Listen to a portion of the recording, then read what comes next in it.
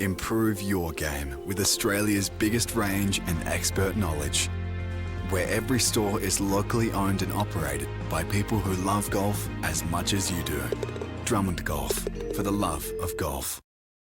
Bendigo Mazda's M Event is on now. Drive away pricing on all cars in stock with M Event bonuses from $500 to $1,500. Zoom into Bendigo Mazda now for a great M Event bonus. Terms and conditions apply.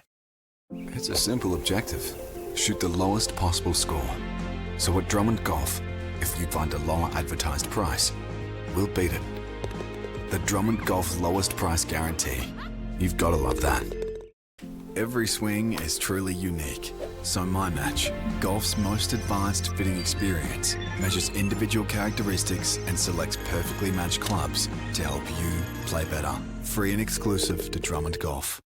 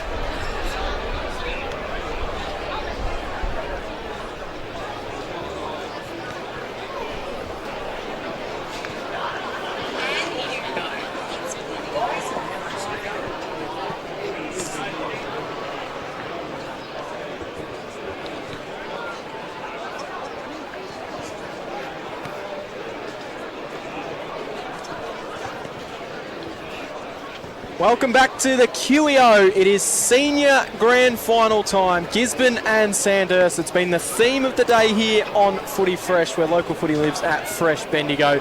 And Sandhurst so far have won the under-18s and the reserves, but the Bulldogs will be out to get the senior team over the line. And this promises to be an absolute cracking game. The two clear best sides across the season will do battle on a perfect day for footy. It is very sunny here at the QEO. The crowd has showed up to get behind this big game. Both teams are out on the ground as well. Cam Power here with you. Joining me here in the broadcast this afternoon is John Hunter. Good afternoon to you, John Hunter. Good afternoon. And looking forward to this big game. Oh, yes, Cam. It's what we've built up for all season, isn't it? Football sides do it and supporters do it, and we do as well. So really looking forward to seeing the two best sides all year going battle face-to-face, head-to-head, and just can't wait to see who ends up premiers for season 2024. Well, they've played 3 times this year. In the regular season, they split the games 1-1, and in the final 2 weeks ago, it was Gisborne that got a comfortable win over Sandhurst. So looking to see if Sandhurst can overturn that one from 2 weeks ago. Joining us up here again is Jason Stevens. Good afternoon to you, Jason. Good to have you back for another week and all ready for a big grand final. Thanks, Cam. Happy to be here. Hey, Johnny. Beautiful day for footy. Less clouds, less wind at this point in time. Hopefully it stays that way, and the QEO looks immaculate, which is fantastic for September.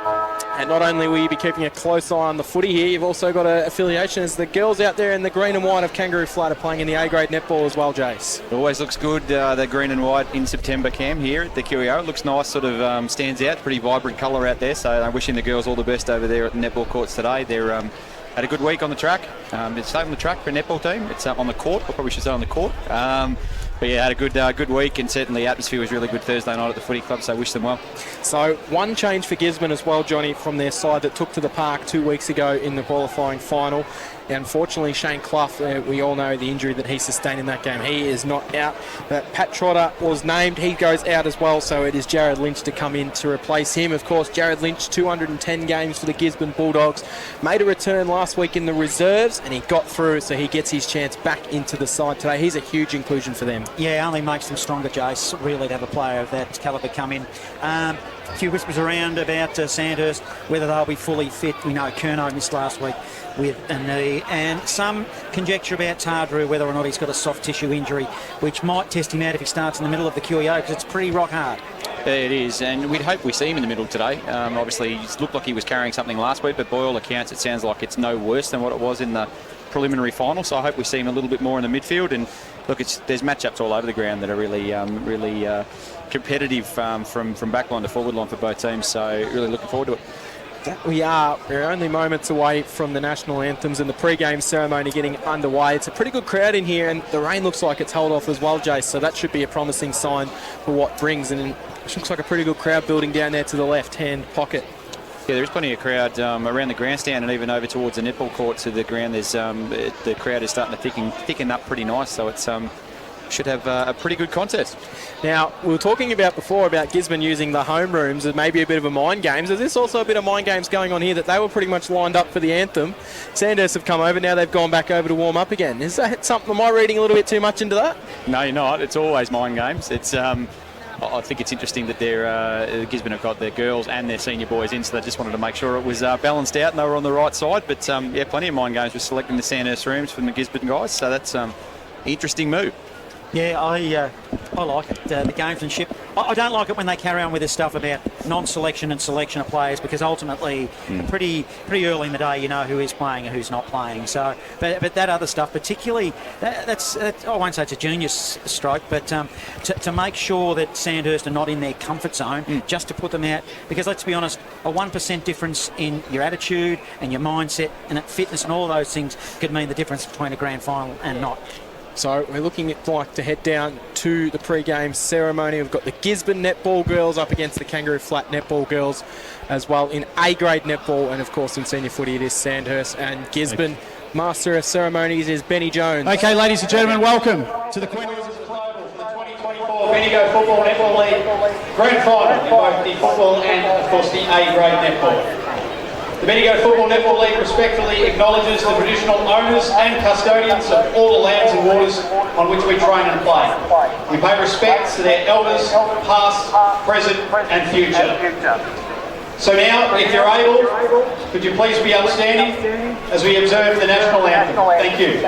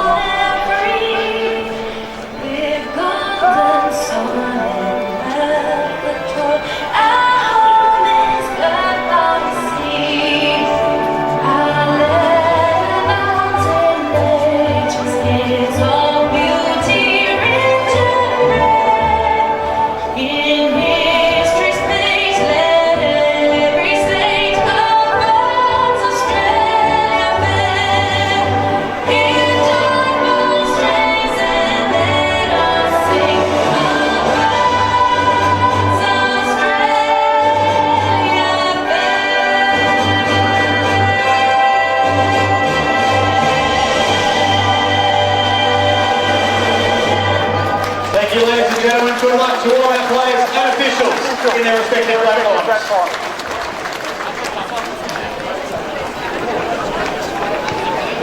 Excellent, they know it is just about game time, man. The whole Bendigo Football Netball League season comes down to what happens in the next 3 hours, Jason Stevens. How do you see this game playing out? Who do you think wins it and why?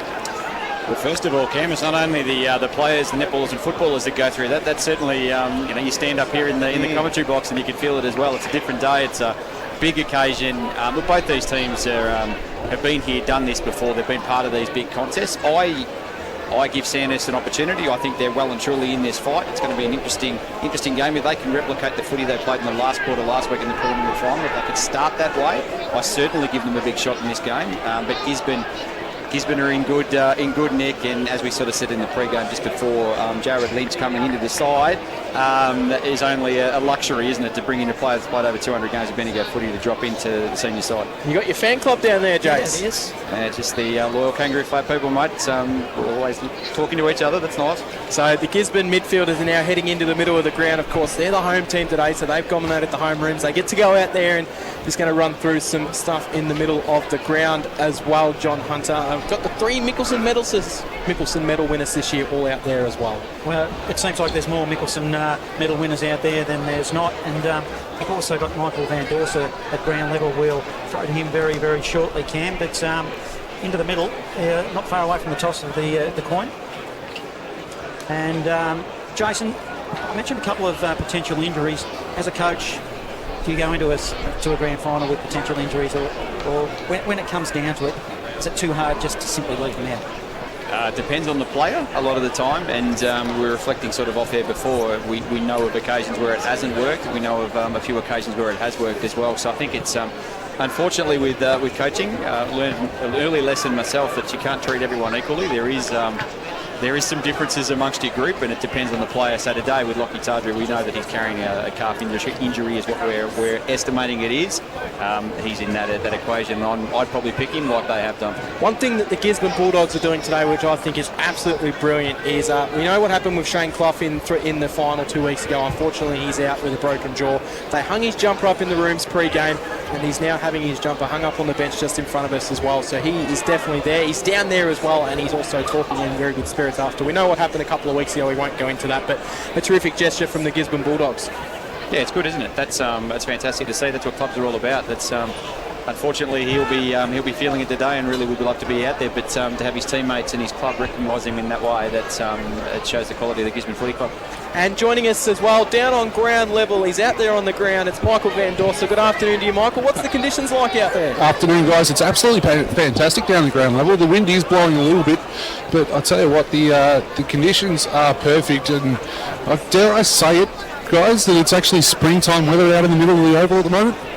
Is it a little bit hard underfoot out there, just where the centre wicket usually would be? Yeah, it's definitely dried out after this morning's couple of games, and it's definitely exciting to see. I'd be saying probably, what if we're talking footy in horse racing parlance, it'd be a hard 5 or so. And you're also looking out there at what the crowd is like around the ground. Looks like it's starting to really build. Yeah, good crowd around, great crowd. The grandstand's completely full, pretty much. There's barely a seat out there, so this looking like it's going to be an absolute ripping day, ripping grand final between these two quality sides. Who do you see winning today, Michael? I'm going to stick with Sandhurst. They've won the first two, much to some people's thoughts that we're going to go different ways. I think this one will be a lot closer than the first two games today, but I'm going to stick with Sandhurst. Looking forward to having you down there on ground level. Michael Van Dorsa will cross to you very shortly for the toss of the coin. How do you see it in terms of some of these big matchups with your coach's hat on today, Jason Stevens? Who do you think's going to get the job on Fergus Green? Who do you think's going to get the job on Pat McKenna? How do you see it playing out? And then, of course, Lockie Tardru, does he go one-on-one with Benaki, or does he try not to do that with what we're hearing? Or how do you see it playing out? I'll go backwards and we'll start midfield and go to the other matchups after that, Cam. But certainly midfield, I think they both go head-to-head. I don't think we see too many negative matchups as far as the midfields go. I don't think I've watched both sides a number of times this year, and I haven't seen that negative mindset in the mids too often. I think we might see a little bit, I've just got a bit of a hunch, I think we might see a little bit of a change with the Sandhurst line-up forward. I think we could see Fergus Green come up and around the ground a little bit more. I'm certainly thinking about it off air and coming in today. I think that's a bit of a wild card that Sandhurst could play. They could move Ferg up the ground a little bit more, and he's a difficult matchup, and we know that there is other goal-kicking options for Sandhurst that can get back there as well. Certainly Vescovi from Gisborne will be one of those lockdown players in that defensive set, and just looking out here, Speary warming up sort of across half-back as well, could lock down quite easily as well if need be. So good matchups at that end, and the McKenna matchup from Sandhurst, that's a difficult matchup. That's I think I've mentioned this on here before. I have nightmares about Pat McKenna at times, being from the Kangaroo Flat side of things. I remember kicking 9 goals at the graveyard one day against me as a senior coach and our team as a senior coach.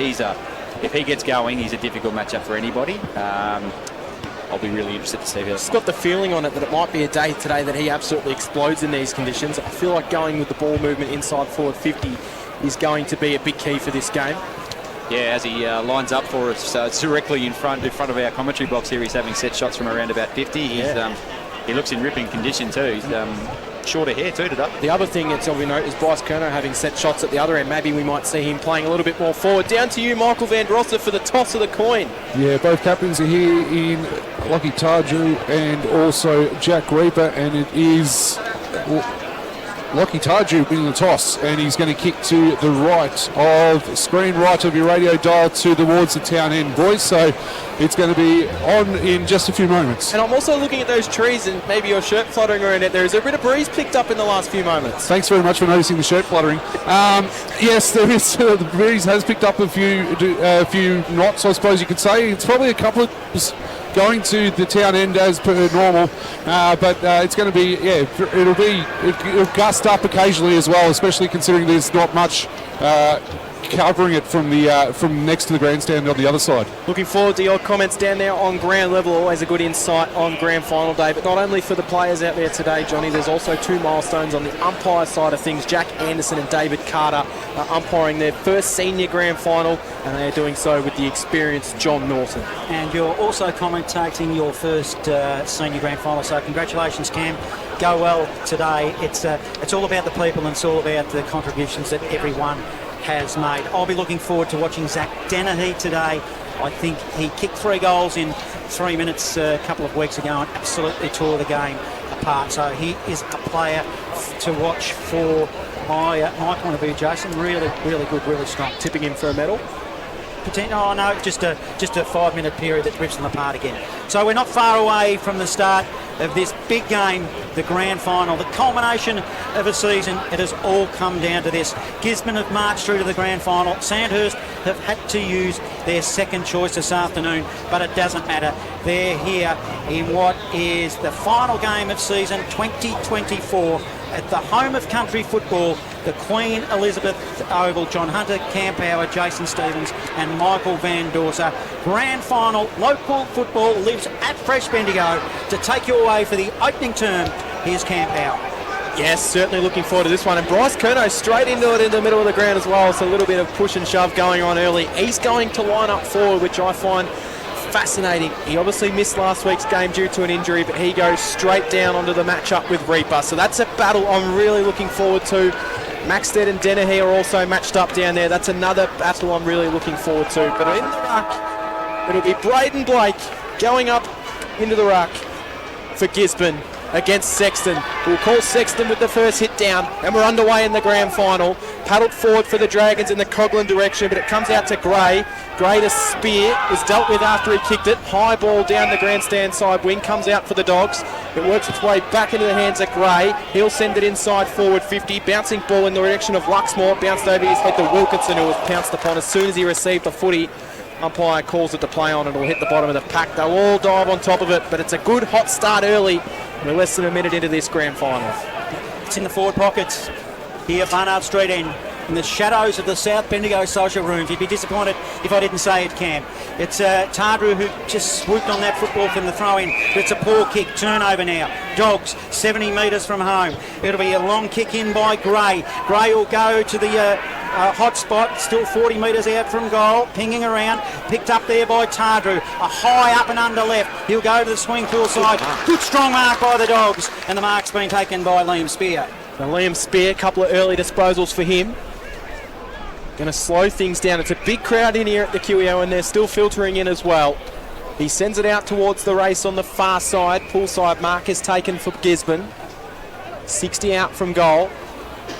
They'll look to quickly get it going inside forward 50. Needs a fly. Dennehy comes from behind, but standing in the hole, taking a terrific mark for the Dragons will be Lockie Wright. So Wright with the footy, no scoreboard. Pressure at the moment. We're 90 seconds in into this Bendigo Football Grand Final of 2024. Short pass. Hits up rough. Looks like he's sporting a mo this week. It's taken a couple of weeks to build. Isaac Ruff now. Beyond 50. Swimming pool side. Little push by Sexton that will be paid to Blake. He was Blake conscious then and gets a free kick. Noticeably out here too, guys, that Sandhurst have got Curnow the deepest forward, so that's allowed Fergus Green to get up a little bit higher, so I'll be interested to watch how that plays out throughout the day. Blake goes backwards to Vescovi. Vescovi on centre wing, pull side, can come back across the line to Reaper if he wants, decides to go further down the line. Needs a flight, spills to the back of the pack. Cooper Smith for Sandhurst will emerge. He'll send it up the line, but it's straight to Gisborne. Turnover kick. They'll come back in through the middle of the ground. It's Normington with the footy. Defensive side of centre wing. Swimming pool side. No score on the board here. Dogs in possession. Spreads it wide. Hits Dylan Johnson. Johnson with a footy for the Dogs. Short pass on the left, 30 metres forward.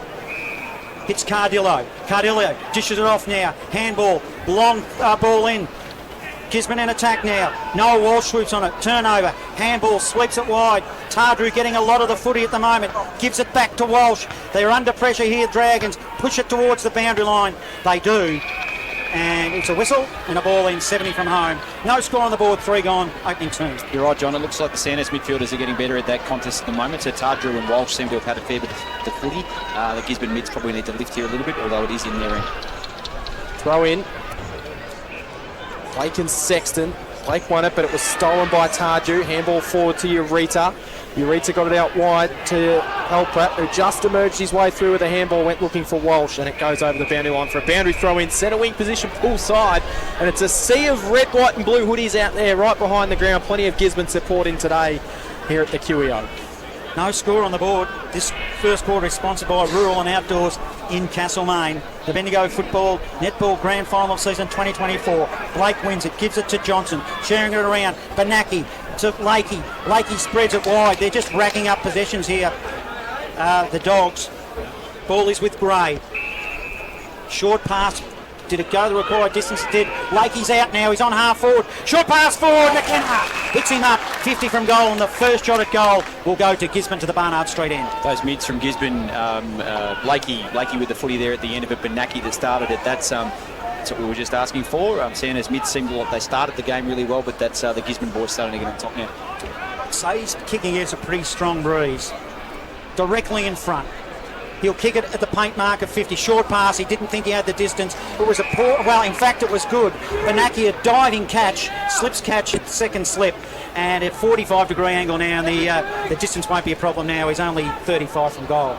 Yeah, no, he'll make the distance here without a problem at all. And that's poor checking from Sandhurst. That's a mid that's got off the chain there in that zone, and a noted goal-kicking mid as well. Let's see what he does with the footy. Takes his time for the first of the afternoon in the grand final of the Bendigo Football Netball League. Kicks through the footy. He doesn't like it off the boot. Spreads wide. It won't even score. It might be a mark, a juggling mark, and it's to Tardrew of the Dragons, who's for an injured player is racking them up pretty quick. No, it actually crossed the line for a minor score, Johnny. Minor score, 1 behind Gisborne. Sandhurst yet to score 5 gone opening turn. So Free will bring the ball back into play for Sandhurst. He'll run down the line. He'll send it down the pool side wing, the grandstand side wing to Connick. Kicks that nicely for him.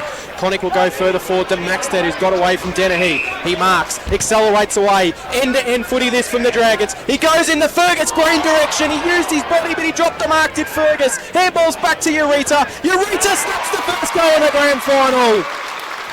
In just his 5th senior game for Sandhurst this year, Dayton Ureta's got the first of the grand final. 1 straight 6, no score Gisborne. Score sponsor Parsons Towings, Castlemaine. Local footy lives at Fresh Bendigo. It's the first opportunity in the forward 50, and they look really dangerous with that mix that they've got there today. That's Ureta can come from the midfield group that kicked the goal in the end, but on the ground level, they look pretty dangerous in that forward 50 setup, Sandhurst. Back into the middle for the restart. 5-point margin. The Dragons are in front. Umpire Carter will ball it up. It'll be Blake, the joint Nicholson medal winner. Sexton jumped high and jumped early. He won the tap. He put it down the throat of Coghlan, but he fumbled. Banaki, he swooped on the footy. Now it's the Dogs to half forward. Burke, the recipient of the Dogs. A left footer. It's awkward spinning ball inside forward 50. Isaac Ruff floats in front of the pack and takes a mark, saving mark, and he'll clear it for the Dragons. So Ruff's going to alert down the poolside wing. He finds Jimmy Coghlan, who's just out of defensive 50. He's had a bit of it early as well. Goes further down the line, does Coghlan. Sexton flew up, couldn't quite take the mark. The ball's kept in, and eventually it's knocked over for a boundary line throw in. Again, centre wing position. Full side of the QEO, 5-point lead to the Sandhurst Dragons. We've played 7 minutes in the opening quarter of the grand final for 2024. Umpire will throw it in. Got to be Blake against Sexton. Sexton's got a big job this afternoon for the Dragons. Uses his body well. He's probably got the position. He might have got one around the neck. Umpire let it go. Ureta swoops on the football. He might have got one too high. Good umpiring, Umpire Carter. Blows his whistle and says, give it to me and it'll be a ball up. Just one to watch as we go through the game too. That's 2 intercept marks for the Sandhurst team. That's right and rough. They've taken a couple of really quality intercept marks. Be interested to watch how that plays out. So ball goes up, comes back down again. We'll have a repeat stoppage in the same position on the far wing. Healthy crowd in attendance. Getting to the front, knocking it down there was Scanlon, who's got into the ruck for Gisborne. Straight down to the congestion, handball out of there. Kept alive. Now they'll work it forward here, the Dogs. It'll come from Ainsworth. He sends it inside forward 50. Getting back is Lockie Wright to take an intercept mark for Sandhurst. Deep in his defensive pocket. Barnard Street end. You look to take it down the swimming pool side. Umpire says play on. He kicks it short. It's effective to Hood. Hood's got time and space in the defensive arc now for the Dragons. He'll come into the middle. Doesn't pick out anyone in particular. It's going to be a contested ball in the middle now. Good, strong work. Dogs will cause a turnover here. But Urater, he's got other ideas. They dive in after the footy. Holds it up, the Dragons. And that's probably a good result on centre wing out of side. There's a lot of open space on the QEO out there too today, which is that's going to need to be tightened up when the opposition have the football. Just wonder if that might play a factor later in the game. Tarju to Wilkinson, who was tackled straight away. Benaki tried to emerge with the footy. He was pounced on by Stagg. So that might be the matchup there, Stagg on Benaki. We'll have a repeat ball up. Pine Carter in his first senior grand final will loft the ball in the air. Scanlon in the ruck, lost it out, knocked forward, Sexton. Straight back down to the ground, and we'll have another ball up, so you can get us out of this one, Johnny, but it's a good start early. This opening term is brought to you by Rural and Outdoors in Castlemaine. We're 9 minutes in. Dragons by 5 points. The Dogs feel like they've been doing all the attacking but haven't been able to convert. Coughlin wins the footy, a hard footy on the left, underground ball. Tried to find Urater. Stagg, he's at the bottom of the pack, flicks it out. Good strong tackling, taking possession over on the other side. In fact, umpire Carter lets it go. In fact, now he doesn't. Blows his whistle. It'll be a free kick for a hole, and it'll go to the Dogs. Lucky there, Gisborne. They had weighted numbers and almost messed that one right up. So that's lucky they get the free kick there. So it'll be a ball for Gisborne. Cross half back. I'll chip the short pass. It'll be marked by Lakey. Come forward, Gisborne. Lakey's going to slow things down. A lot moving on the head of the footy. Down the line he goes. Big pack of players fly, and no mark taken out of bounds for a boundary throw in. Out of side, a little bit of a lull in play. 10 minutes gone.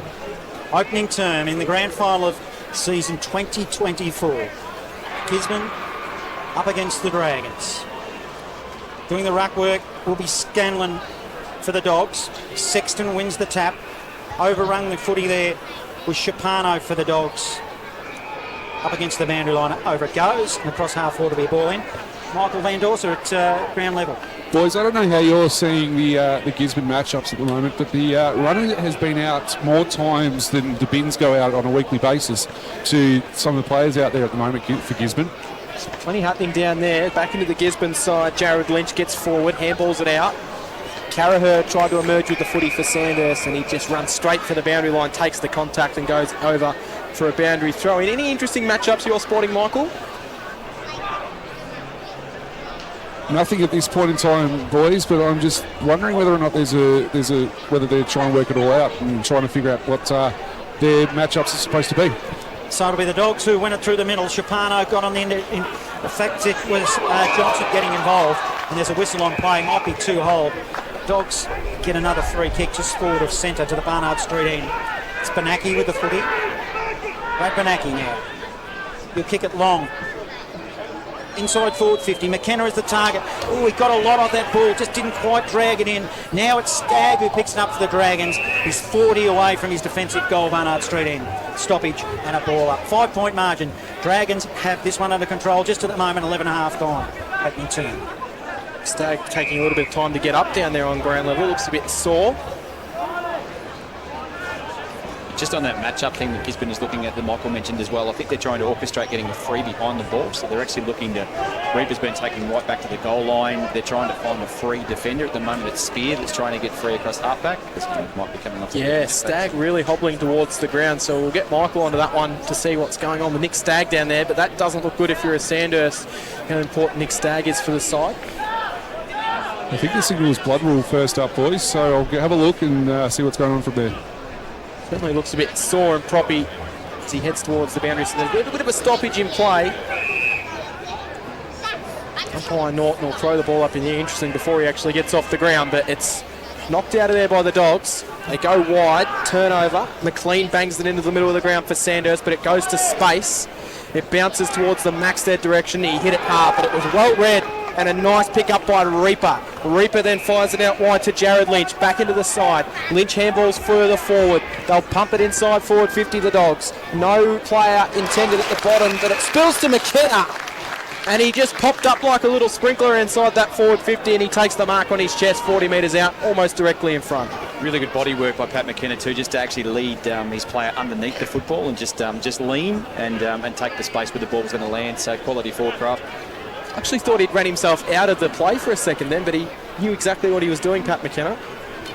So for the second goal of the day, the first for Gisborne, Pat McKenna, 40 out.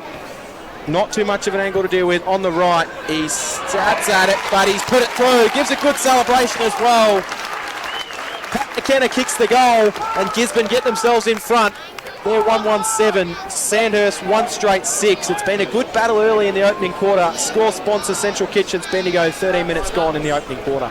Tactically, it's really interesting too, guys. There's actually the matchups around the ground, quality matchups all over the place. Rotations, you're rotating A-grade midfielders off 4 A-grade midfielders. So we're going to have this one go right to the wire, I have a feeling. This is a really close contest. Boys, just a quick one, Nick Stagg, just trying to find a way to get into some rooms at the moment to try and figure out what's going on with this right knee. Looking at the inside of his right knee, it's already bandaged, and he's keeping it moving, so it looks not too bad, but at the same time, the concern is they can't get into the rooms down here. Dogs win it out of the middle, and it goes inside forward 50 again. Lord getting involved, and Curnow had gone into the ruck. That ball there by Carragher, he got it on a half back. Receiving the footy now will be Curnow on a half back. He spreads it wide. He gets a bit of a cheer from the crowd because he kicked it out of bounds on the full. And the free kick will now go to the Dogs. Bring it back into play. Lead up. And good defensive mark taken for Sandhurst. Noel Walsh, who then chips it further forward to Eureka. So they're going down the poolside wing here, going towards the Bendigo City end of the ground, the right-hand side of your radio dial. Eureka goes with a short pass to Wilkinson. He'll get it back. Then he'll send it inside forward 50 on the right. Tarju being held is going to receive a free kick 30 metres out directly in front.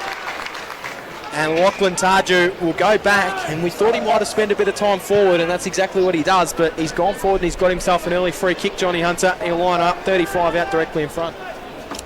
I'll jump in for you there, Johnny. That's disappointing from a defensive point of view. Spear certainly had a handful of Lockie Tarju's jumper, but I have a feeling on the other side, Lockie had a fair handful of Spear's jumper as well. So, regardless, it's a set shot at goal for Sandhurst, and I would expect a player of the quality of the Mickelson medalist to put this one through. I think whenever the umpire sees a jumper being tugged, you're always going to get it going towards the forward, I reckon. So, a chance for Tarju. 18 games. 18 times he's featured in the best players for Sandhurst, and now he's got a goal in the grand final. Lachlan Tarju pumps up the Sandhurst crowd here at the QEO. They get their second, they're 2 straight 12. Gisborne 1-1-7, 15 gone in the opening quarter. Score sponsor Passes Towings in Castlemaine. We've seen the Sandhurst guys have got a concerted effort here to say hello to Braden Blake every time they run past him as well. Obviously the next Sandhurst player there, so every time they run past, there's a little bit of niggle and a little bit of commentary. I'm sure that was a pre-match message. Gotta love it, Jace. As Kern's gone into the ruck, so any questions about that injury has been, well, I reckon he must be pretty good if he's going into the ruck against somebody like Blake. Ball is at ground level, contested. It was tapped to the outside wing, caused a secondary stoppage. So it'll be Curnow up against Blake again. 5-point margin. Dragons lead. Curnow probably won the tap on that occasion. Tapped it to Connick. Connick will go inside forward 50, the Dragons to the city end. Swooping on the footy for the Dogs will be Wes Scovey. Fans it wide to the outer side. Goes out of bounds. And on true centre wing, swimming pool side will have a ball. Out of bounds on the full, John. In fact, it was on the full. There you go. 12 playing 7. Dragons lead, 17 minutes gone, opening turn. So Lockie Hood receives the free kick. He sends it inside forward 50. It carries to the back, and it is punched over the boundary line by Vescovi. In fact, Coughlin actually kept it alive for a split second there. But in the end, the boundary line wins out. Underneath the scoreboard, which leads Sandhurst 2 straight, Gisborne 1-1. There's still too much room out there from a Gisborne perspective. Sandhurst's got way too much room to move in. They're too dangerous. They need to be shut down. Throw in, right on the paint of 50. Maxted was in the ruck. Blake reached over the top of him with that height advantage. And a high tackle will be a free kick going the way of James Gray for Gisborne. Gray quickly gets it moving. Chips the short pass. Mark taken by Dennehy. This is Jed Dennehy. He'll look to go further forward down the line. Just sending it down in towards a pack where there'll be about 4 or 5 flies. Scanlon came up from the back, but Curnow was at ground level. He swooped on it and then just sent it up towards centre half forward. Mark not taken, spills out the back. Ureta emerges with the footy. Dennehy takes him over the boundary line. A little bit high according to umpire Carter, so free kick will go to Dayton Ureta. Ureta having a good game. Getting in amongst the action. Slight, there's not much of him. Now he plays on from his free kick. He'll go long. Inside forward 50. Oh, jump too high, Tardrew. That was unrealistic in my eyes. He was up and down before the ball even got there. Umpire didn't agree though, so we play on. It's by the Dogs. They'll work through Merritt. Merritt by hand gives it to Cardillo. Cardillo short pass forward, which is tapped over the boundary line. Defensively, well done by Curnow of the Dragons. We'll have a ball in. 12 playing 7. Gisborne trail. 19 gone opening term. Just to explain that comment earlier for the viewers, for the listeners at home as well, it's just Strathfield showed us how to tighten up the ground on Sandhurst last week in the preliminary final, and Gisborne just giving Sandhurst too much room on the QEO at the minute. So knocked down. Trying to work through will be Macklin Lord. He received possession, thought about the handball, then realised he had a bit more space. Sends it up towards centre half forward to Lord. Ball off hands. Spills out the back. That's Dennehy handballing it forward. Off to Scanlon. Scanlon to McKenna. McKenna goes, I thought he was going goalwards, but he's kicked it around the face. Went looking for Bell Bartels. It bounced away from him. Connick receives it. Handball to Hood. He couldn't quite control it. Hood's being taken away by 2 Dogs. In there, it comes out wide. Now they go back to Blake. Blake will then send it up towards forward 50 and charging out, taking a nice mark, Dylan Johnson, but he might have been over the boundary line. It's out of bounds on the full. Free kick Island, deep in the back pocket. Barnard Street ends. Swing full side. He looks down the line. He plays on, and now he'll kick it long. 50-metre ball. They'll set themselves. Reaper behind. Did well with a big punch away from Maxted of the Dragons. Puts it over the boundary line, and we'll have a ball in. Nick Stagg back on the ground, Michael. Yes, he is, guys. I was just about to come checking out that. He was testing that knee out, and he looks like he's okay. So the umpire throws it in, out of side. Curnow doing the ruck. Blake is there as well. No clear win at ground level. Socket off the ball there off the ground by Curnow. He puts it 50 metres to their advantage. Maxted getting involved. A little give over the top. Now they're going to be away through Walsh. Walsh turns and goes inside to Green. It was at his ankles, made him work. Green keeps his feet. Then he's besieged. Good strong tackling. Umpire lets it go. Hurry kick from the Dogs defensively, and they'll put it into the middle. Into the middle they do, and it's marked right in the middle of the ground by Pat McKenna for Gisborne. So Pat McKenna's got it. Middle of the QEO, he's going to come grandstand side wing to Vescovi. Vescovi marks on his chest and accelerates away. On the right, sends it inside forward 50. Scanlon and Island. Caught a dead heat, hits the ground where Scanlon thought he had the advantage. He paddled it forward. Sandhurst will go hard up against the boundary line. Picked up and cleared out of there by Darcy Mills, and it goes over the boundary line and out of bounds for a boundary throwing in front of the Sandhurst coaching staff. Of course, on the opposite bench to what they're used to here at the QEO. They usually be on the one in front of us for home games, but Gisborne have taken those rooms today, so they're forced down to that other bench. And we'll get a boundary throw in. Umpire will throw it in. It's a shallow throw in. Blake, he foresaw it. Then he gave it to a teammate. That was good to Cardillo. Back to Blake. Blake might have muffed this up here. Now on 50, we'll have a stoppage. Pack forms. And 50 from home, we'll have a ball up. The Sandhurst defenders have been fantastic in this first quarter as well, so they've withheld a number of Gisborne attacks. Umpire throws it up. Blake wins it to Bell Bartels. He picks it up. Good strong tackling there. It was by Carraher. Another stoppage. 51 from home now for Gisborne. Barnard Street in. 5-point margin. Dragons lead, 22 gone opening term. Ball up. Blake knocks it down. Bernacki emerges with it. He gets space. He gets the goals open. Upright Bernacki. That's why he's a Mickelson medalist. A set play, and he steams in and kicks the goal. 2-1-13 Gisborne. 1-1-7 Sandhurst. two straight 12 Sandhurst, I should say. Score sponsor, Rural and Outdoors, Castlemaine. Local footy lives at Fresh. Bendigo, it's Gisborne by 1 point. So that's 2 of our Mickelson medalists now on the board. So a bit of pressure now on Braden Blake to get on the scoreboard as well to make sure we get the trifecta today. Just a quality game of football. This is the best we've seen for the year so far in my eyes. So this is really looking forward to see how this one pans out. We've got the close one, Jace, at this stage. We're almost at quarter time here. Perfect conditions for football. Doesn't look like rain. There is a shower, a light shower forecast later in the day. But at the moment, absolutely magnificent.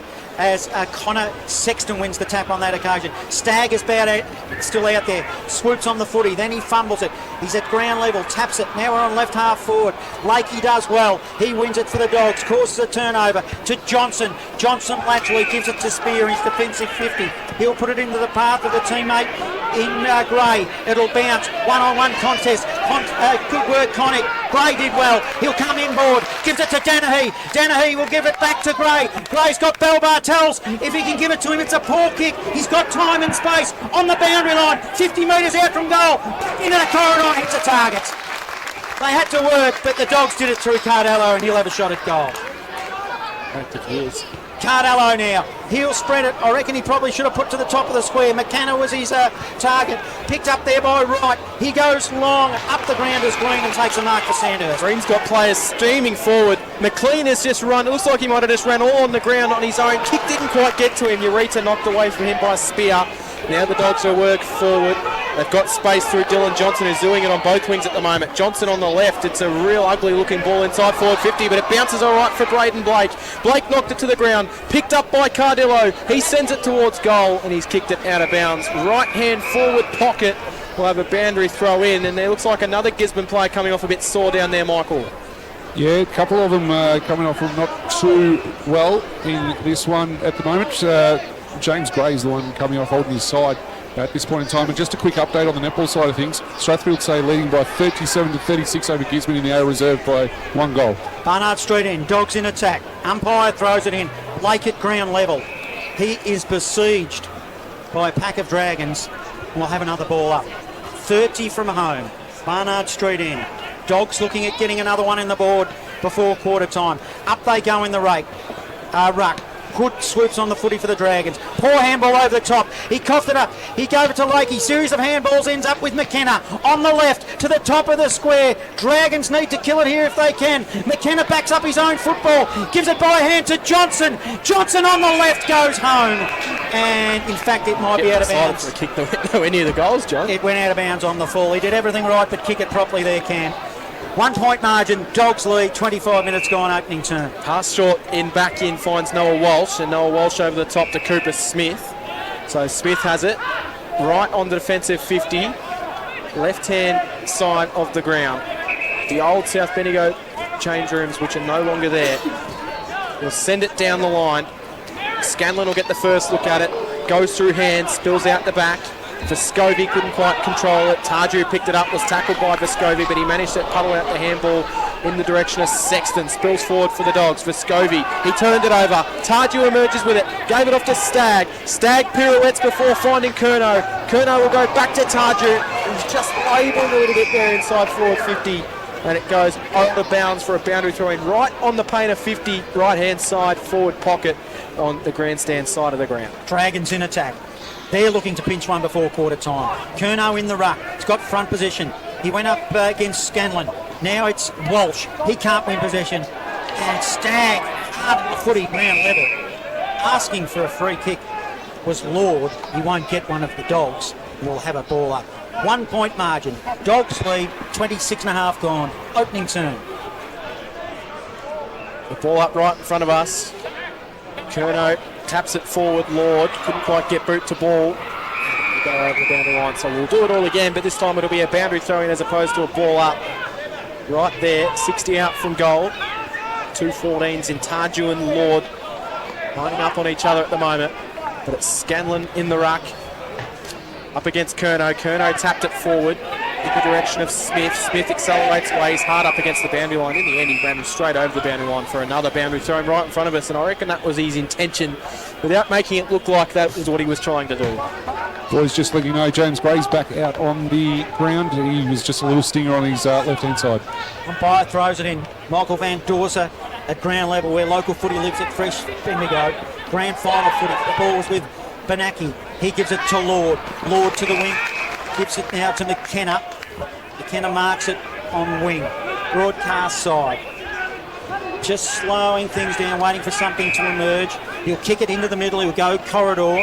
Finds Lynch. Defensive side of centre wing, broadcast side. The sun is beaming here at the QEO. He's playing a bit of tempo footy as well. Spins the foot in his hands. Now he goes. 60-metre ball, holds up in the wind to half forward. Rough hit the pack. Oh, he's right, probably got in his way. Emerging with the footy, it was pretty good with the dog. Small, short pass.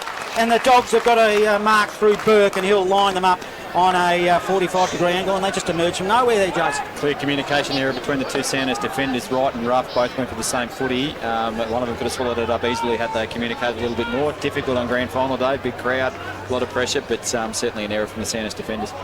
Ryan Burke, 45-degree angle, crosses the 50 logo to the Barnard Street ends for the Dogs. On the left, he'll kick a goal. Is it a goal? It is! Geez, it made it work. I thought it might have just touched the post on the way through. It didn't, but that is a major. Score sponsor, JB Re-Stumping. Grand final, local footy lives at Fresh Bendigo. The Dogs go to 3-1-19 to the Dragons. 2 goals straight, 12, 29 gone opening term. Need to take those small opportunities on grand final day, don't you? And that was a small opportunity that presented itself with the two Sandhurst defenders making an error. Presents itself over the back for Gisborne. They take the chance and will likely take a quarter-time lead. 29 minutes gone, long quarter for only 5 goals, 1 kick, but there's been a lot of stoppages around the ground. Merging with it, Stagg on the right, sends it up towards centre half forward. It's sat okay for Palprat, emerges backwards to Stagg. Stagg got the old 1-2 off a kick. He then sends it high. Green comes out from the side, knocked away from him. Vescovi and Lynch are there. Lynch is happy to see it over the boundary line. And I thought something interesting might have happened for a second then, but it's just the netball crowd buzzing over there. We'll get Michael Van Dorsa to give us a full-time score down there in a moment. Umpire will throw it in, deep in the forward zone. It'll be the Dragons. Curnow in the ruck. He's done a power of work this afternoon already, and we're not even into a quarter time. Diving in after the footy. Both teams. Lord did well. Umpire let it go. Lord with the footy. Gives it back to Lakey by hand. An awkward-looking ball beyond 50.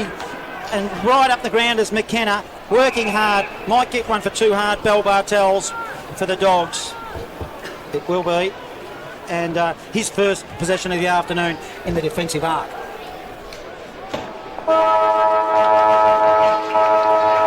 So that will be quarter time here at the QEO.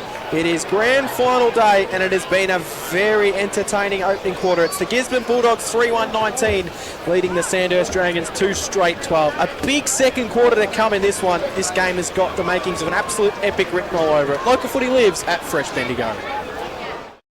Improve your game with Australia's biggest range and expert knowledge, where every store is locally owned and operated by people who love golf as much as you do.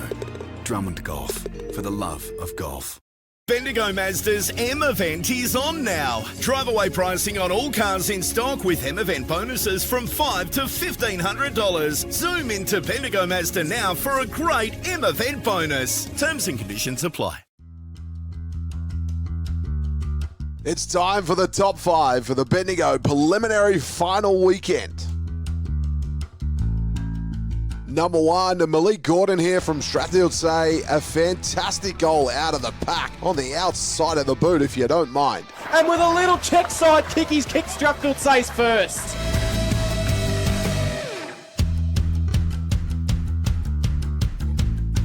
Number 2, it's Cooper Smith here from Sandhurst, just running away with it and unloading from about 40. A great goal. Falls forward for the Dragons. Cooper Smith will wheel around with it. He'll send it inside forward 50 and he'll kick a goal. With the run, Cooper Smith has kicked the goal for Sandhurst.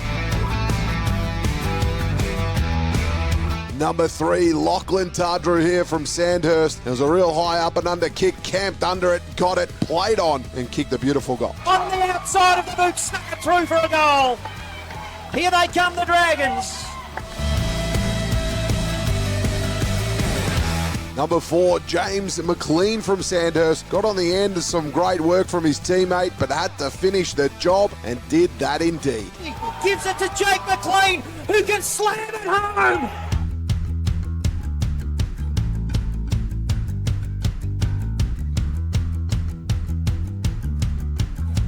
Number 5, this is an absolute ripper. Joel Warden chased this down, fell to the ground, off the crown. A beautiful goal. Joel Walton, he was laying on the ground, John Hunter.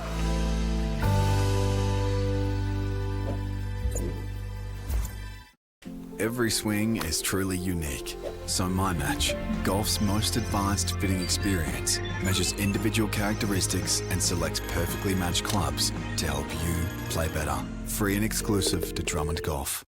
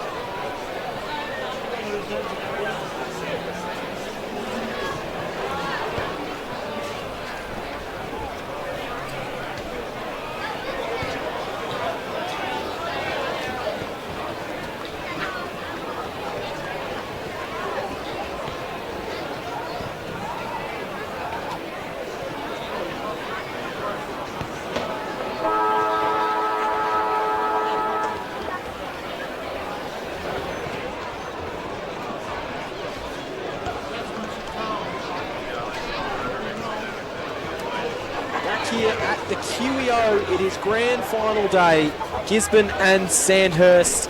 It has been the theme of the day in the football. The Sandhurst Dragons have won the reserves and the under-18s over Gisborne, and currently it is quarter time in the senior contest, and they trail 3-1-19.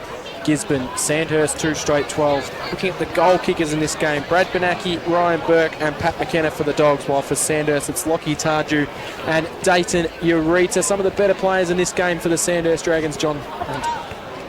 Other way around, Oh, Jason Stevens. I've got Sandhurst. John's got Gisborne. I'm not good looking one. Sorry, I'm not going to even comment on that one, John. I'll just let that one go. You're probably correct. So, from a Sandhurst perspective, I think Noah Walsh had plenty of the footy through the middle of the ground. I liked his game to date. Lockie Tardrew, if that calf can hold up, is going to be dangerous throughout the day, and he's had a good first quarter. Lockie right in defence, a couple of intercept marks and looked good. And Bryce Curnow coming back from that injury last week too. I thought he was impactful forward and in the ruck. I've liked his game so far. For Gisborne, it's been up forward McKenna, but the supply through the midfield has started off with Benacki, Cardillo, Lakey and Law. The supply, they've been a little bit off target at times, but if they keep up that amount of supply, eventually the gates are going to break and they'll hit the scoreboard, I would say. So Michael Van Dorster's down at ground level. Michael, you've got an update on the netball and what's being said out there at the huddle.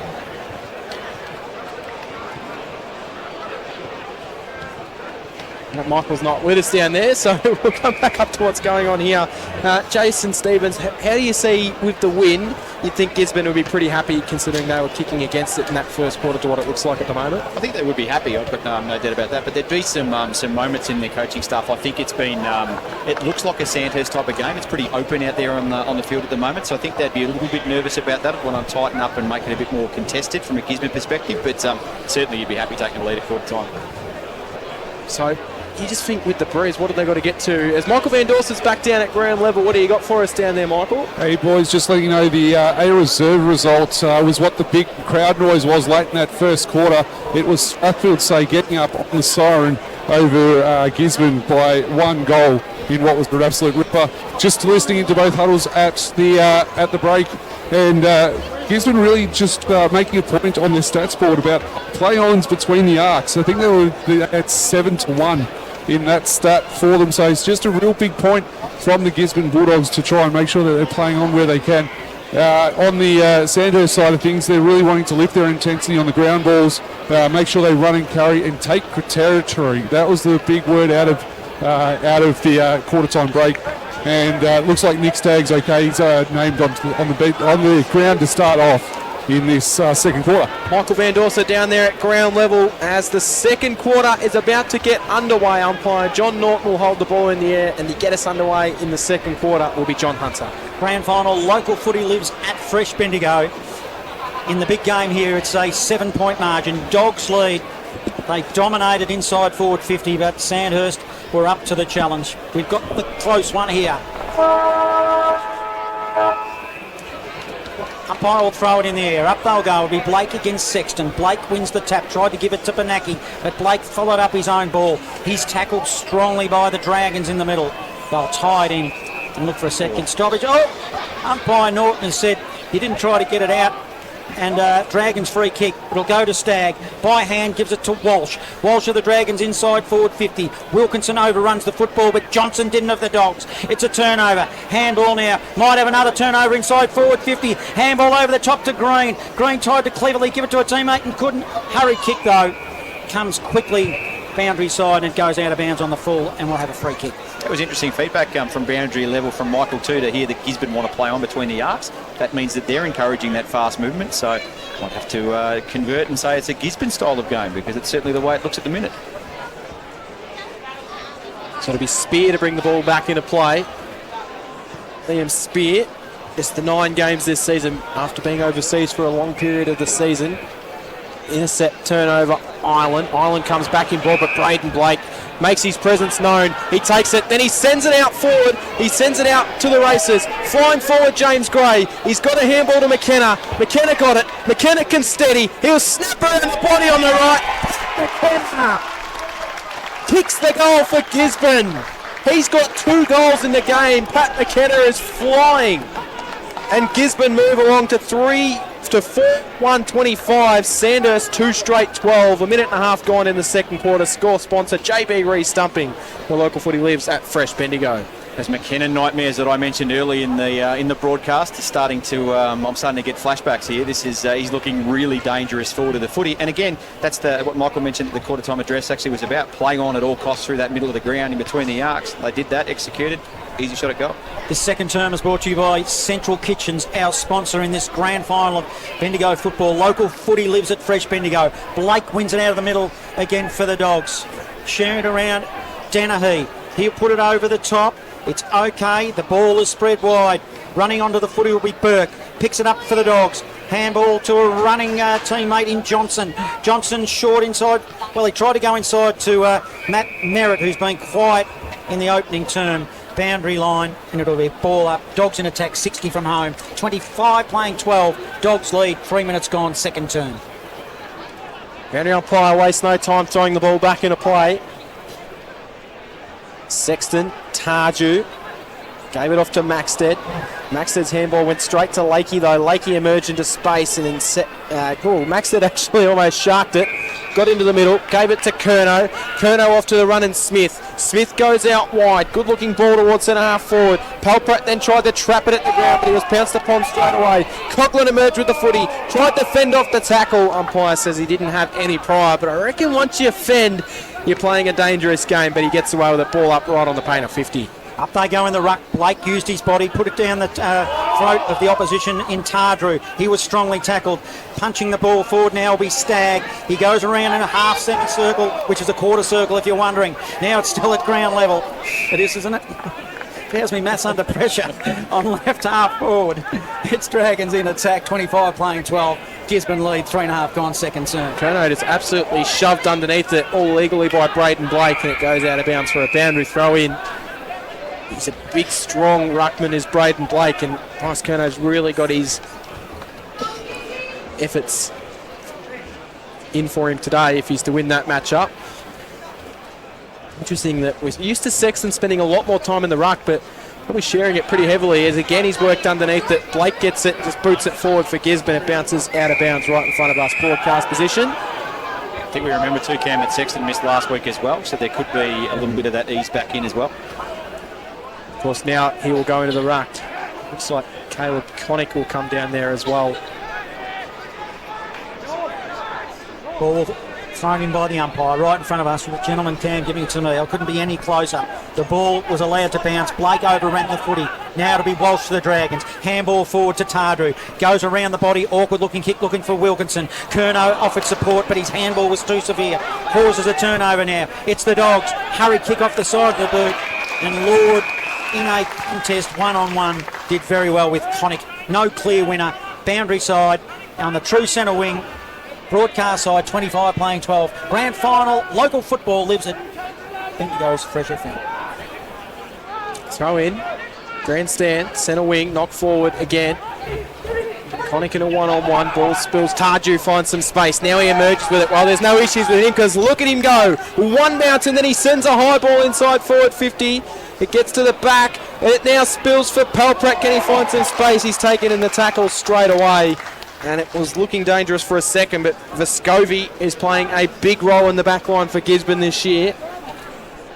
So we'll have a ball up inside forward 50. Scanlon goes into the ruck, gets in behind Curnow, knocks it to the ground where it just falls to the feet of a few players. They'll all dive on it, and we'll have another ball up just inside forward 50, 20 metres out from goal. Umpire will throw it up. Blake won the footy. In fact, it was Scanlon down there in the forward zone. Lynch is also down there in the back half there for the Dogs. Umpire will throw it up. Up they go in the ruck. Danahy gets his hands on the football. He gives it straight to Tardru, who had a shot at goal, whose kick was smothered. Then Polprat runs onto it, and he's tackled by Benaki of the Dogs. Another stoppage. 40 from home. Dragons in attack. Gisborne still lead 25-12. Just as Braden Blake just comes off the ground for a little bit of a rest here too, fellas. So Scanlon, Tardru knocked it down. Eureka gets it. He'll snap on the left. And it will be out of bounds on the floor. A mark to Reaper. Take your pick. I think it might have been the first of the two options, but either way, it will result in a Jack Reaper kick. He plays on quickly, goes looking for Luxmore, has to come force the contest, spills out. Taken in the opposite 15 by Lockie Wright, hits the ground, and the umpire across his arms will have another ball up. Right on that paint of 50. Gisborne in attack. Sandhurst Dragons trailing this game. Benaki emerges with the footy, handballs it forward. Coming through was Macklin Lord, got it off to Bell Bartels. Bell Bartels goes into the middle of the ground, but a good use of the body by Isaac Ruff. And he'll take the mark and he'll relieve a kick out wide, but it's a little bit dangerous. And it spills right into the hands of a Sandhurst player there in Mills, who couldn't control it. Furthering forward to Wilkinson. Benaki at centre half, back for Gisborne's able to emerge with the footy. Couldn't find a way through the traffic. It came out from Coughlin, got it to Pelprat. Pelprat was mowed down in the tackle by Dylan Johnson, and that's holding the ball. Umpire right on that one, wasn't going to miss that one. Free kick Dylan Johnson at half back for Gisborne. Johnson now, it's been serviceable. He'll go laterally, almost backwards. So they'll build here the Dogs from the back half. Been impressive. It's a long kick, Dogs. Will come to the wing. They'll set themselves. Ireland had the better position, had a lot of the footy but couldn't get it. Danahy punched it forward 30 metres. Running onto the footy now, they'll be right. He coughed it up. Turnover. Turnover after turnover going here. Merritt was getting involved. Then it gets further forward to Luxmore. And then the pack forms. On top of the getting up from the bottom of the pack will be Cardillo. Is it a free kick or a throw up? It is a ball up. Right in front of us, 25 playing 12. Dogs lead, 8 minutes gone, second term. Sexton back in the ruck against Scanlon. Scanlon wins it down to Walsh, and then Scanlon has to go and make the tackle on Noah Walsh. Another ball up right in front of us. Jace, any interesting matchups you're seeing out there that might have changed this quarter? None that I can see that have changed, Cam, but there's certainly interesting matchups all around the ground. Knocked down. Hood tried the handball for it, but he handballed it straight back into the pack. I'll have one more go here, Johnny. At the bottom there is Pelprat. Gets up, hands the ball to the umpire, Anderson. Sexton wins the tap down. Over his shoulder. Dennehy couldn't quite control it. McLean emerges with it against Gray. McLean was able to get it and pick it up and send it towards centre half forward. Bouncing ball to Joel Wharton, who we haven't seen much of or any of at all in this game. And we'll have a boundary throw in front of the Sandhurst coaching staff. Watching on, they trail this game by 13 points. Dragons across half forward, broadcast side, they're in attack. Just since they need to get one on the board, reward for effort. It's been a bit of a seesawing battle, but it'll be the Dogs who win it through Shapano. He'll go long inside forward 50. McKenna one-on-one with Ruff. Who'll win it? Ruff does well, paddles it towards the boundary line. That's his friend, and offering support is also another friend in Ireland, and sees it over. Good defensive work, Dragons. Great defensive work, Isaac Ruff, even to the extent where he threw his arms in the air to try and get Pat McKenna to draw a free kick from him, but great across the top of the ball and worked to the boundary line really well. Isaac Ruff, of course, already has a medallion today. He coached the under-18s to a premiership early this morning. Free kick inside forward 50s going to Gisborne. Didn't see what that one was for. Did we see what that was down there for at down level, Michael? Yeah, I did. It was Zach Paulbrat getting a bit of a hard time of it from some of the Gisborne players as well. And he's just slipped as he would try to push off, just slipped above the neck there of Flynn Lakey. You're right behind Flynn Lakey down there. What's the breeze like at the moment? It's not too bad, to be perfectly honest. There's not a lot of it here. It's protected nicely by the grandstand, but where he's kicking from, it might be a bit open. So Flynn Lakey on a slight angle to the right of the goals. He'll kick it from 50 metres and he puts it to the right through for a minor score. And they move to 4 goals, 2 now Gisborne, Sandhurst, 2 straight 12. Score sponsor, Bendigo City Flamers. Look for the Wolves up fresh. Right of the Dragons will play on from fullback. Runs his measure. Then it's a long short. What a long short. What's going on down at ground level there, Michael? Yeah, two Sandhurst runners were out on the ground at the same time. So I'm not 100% sure on the rule on that one, but you guys might be able to help out in that respect. Now it's with Hood. Hood in the back zone for the Dragons. He'll put it to the wing. Setting himself was Tardrew. Doesn't seem hampered by his injury at the moment. It'll be Spear. He overruns the footy. Wilkinson getting involved for the Dragons. Ground level, Polpratt sneaks it out, ends up with Joel Wharton. Joel Wharton, awkward looking left to half forward for the Dragons. They'll work it nicely here from behind. Curnow should get rewarded with a free kick. Brings Merritt to ground. Umpire says, yes, you will get a free kick. He called the advantage as well. So he's called advantage, and Sandhurst have absolutely muffed the advantage. Not sure there was any advantage there. Gisborne work it out, but it'll be an intercept mark to Palpratt on centre wing position on the pool side. Sorry to cut you off there, Johnny. But I don't even think Bryce Curnow was aware that they had taken the advantage. I don't think he'd be terribly happy they did take the advantage. No, he wasn't at all. Palpratt will then emerge with the kick though. Send it down the line. Big fly from Dennehy. John said multiple times this year he might take mark of the year one day. It goes inside forward 50 for them. Intercept mark taken by Reaper. Reaper, what a servant he is.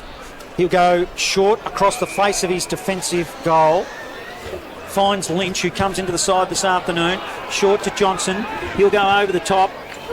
And it's a poor kick. It'll be a turnover. Turnover the other way. We've got turnover after turnover. It's now the Dogs. They win it. Long kick. It's bounced 70 metres. McKenna will run onto it. Carraher does well. Ties him up. Good, strong defensive tackle from the little man. Fantastic work, Isaac Carraher. That's brilliant defensive effort to take down a larger player in Pat McKenna. And he gets up, quickly wheels the kick to Maxted, who marks it in the middle of his defensive 50. Kobe Maxted will then swing it out wide to Cooper Smith. Cooper Smith will go short to Ruff. Ruff takes it underneath the scoreboard here at the QEO. Now they'll come inboard to free.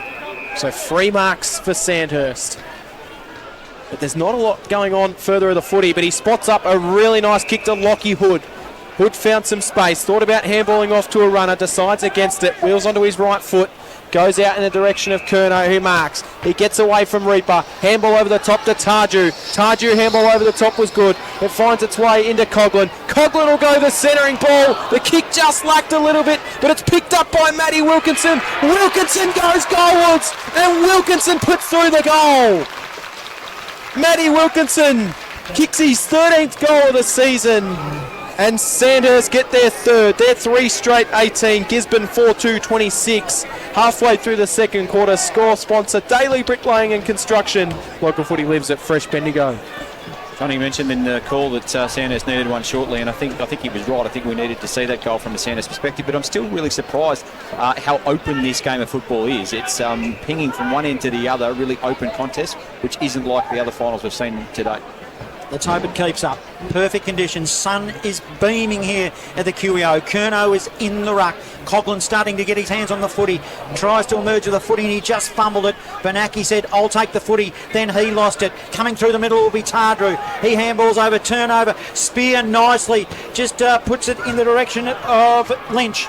Doing well just between the centre and centre half forward now for the Dragons, looking to launch again. We'll have a stoppage ball up. 26 playing 18. Dogs lead. 14 and a half gone in this second turn. Curnow got up. Blake's gone down holding his head after that one. Merge forward for the Dogs. Freeze back there. He takes it and he's taken in a tackle straight away by Matt Merritt. So 70 out from goal.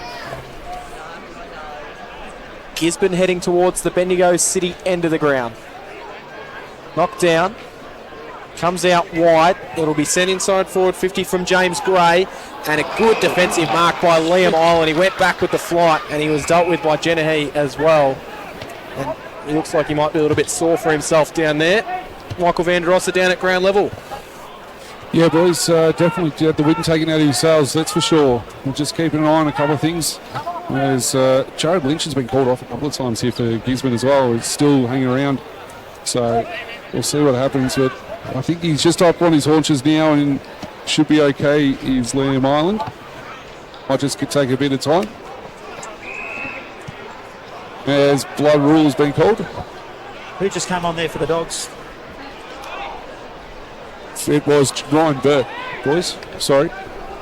This is an interesting one here too with Liam Island coming off. I'd like to change up the Sandhurst defensive matchups as well. He's doing a pretty good job out there, so hopefully he can get himself fixed up and come back on the field to play. But he looks a little bit groggy coming off the ground as well. Is it a blood rule on Island, is it? Yeah, I believe it is a blood rule. I'm just trying to pick up as to where it is. That was what the umpire had signalled with the arms crossed. Bit going on off the ball here between Curnow and a couple of others. There's a bit going on. There's a little bit of feeling in this game here at the QEO. We're waiting for Liam Island to emerge his way off the ground in the hands of the great Dr. Rowan Molinar, one of the best docs around. Island does get to the boundary and we should be able to restart play. And taking the free kick in defence. Sorry, is it? Yep. Might be Harrison free for Sandhurst. Handy man to have the football. It's a beautiful kick. So free will play on as soon as he receives the ball. Clears the kick down the line looking for Connick. Knocked away from him by Gray. Then Gray handballed over the top looking for Johnston.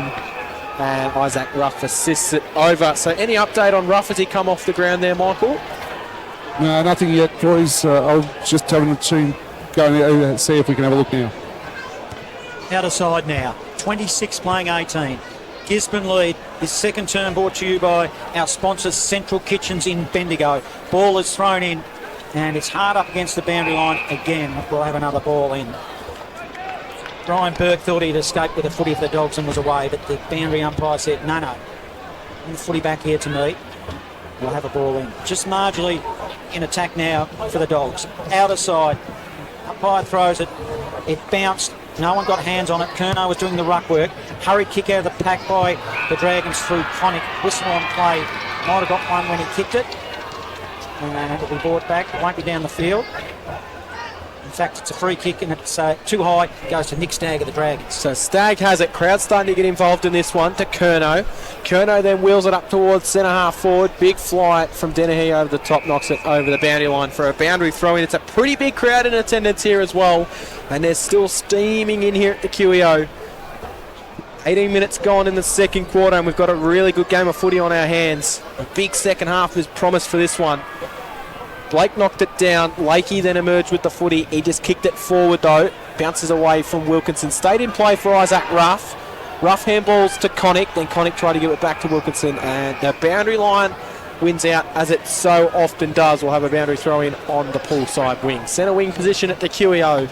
It is a perfect day for footy, 26 playing 18 in favour of Gisborne. Feels like a messy game to me in the last 5 or 10 minutes, Jace. It's not as clean as it was, is it? No, some basic errors. I don't know whether that's might be a little bit of fatigue and pressure now starting to emerge as we've got another stoppage. You're probably right. It probably is a little bit of fatigue. It's been very open, as we mentioned through the call, so it could be a bit of fatigue setting in.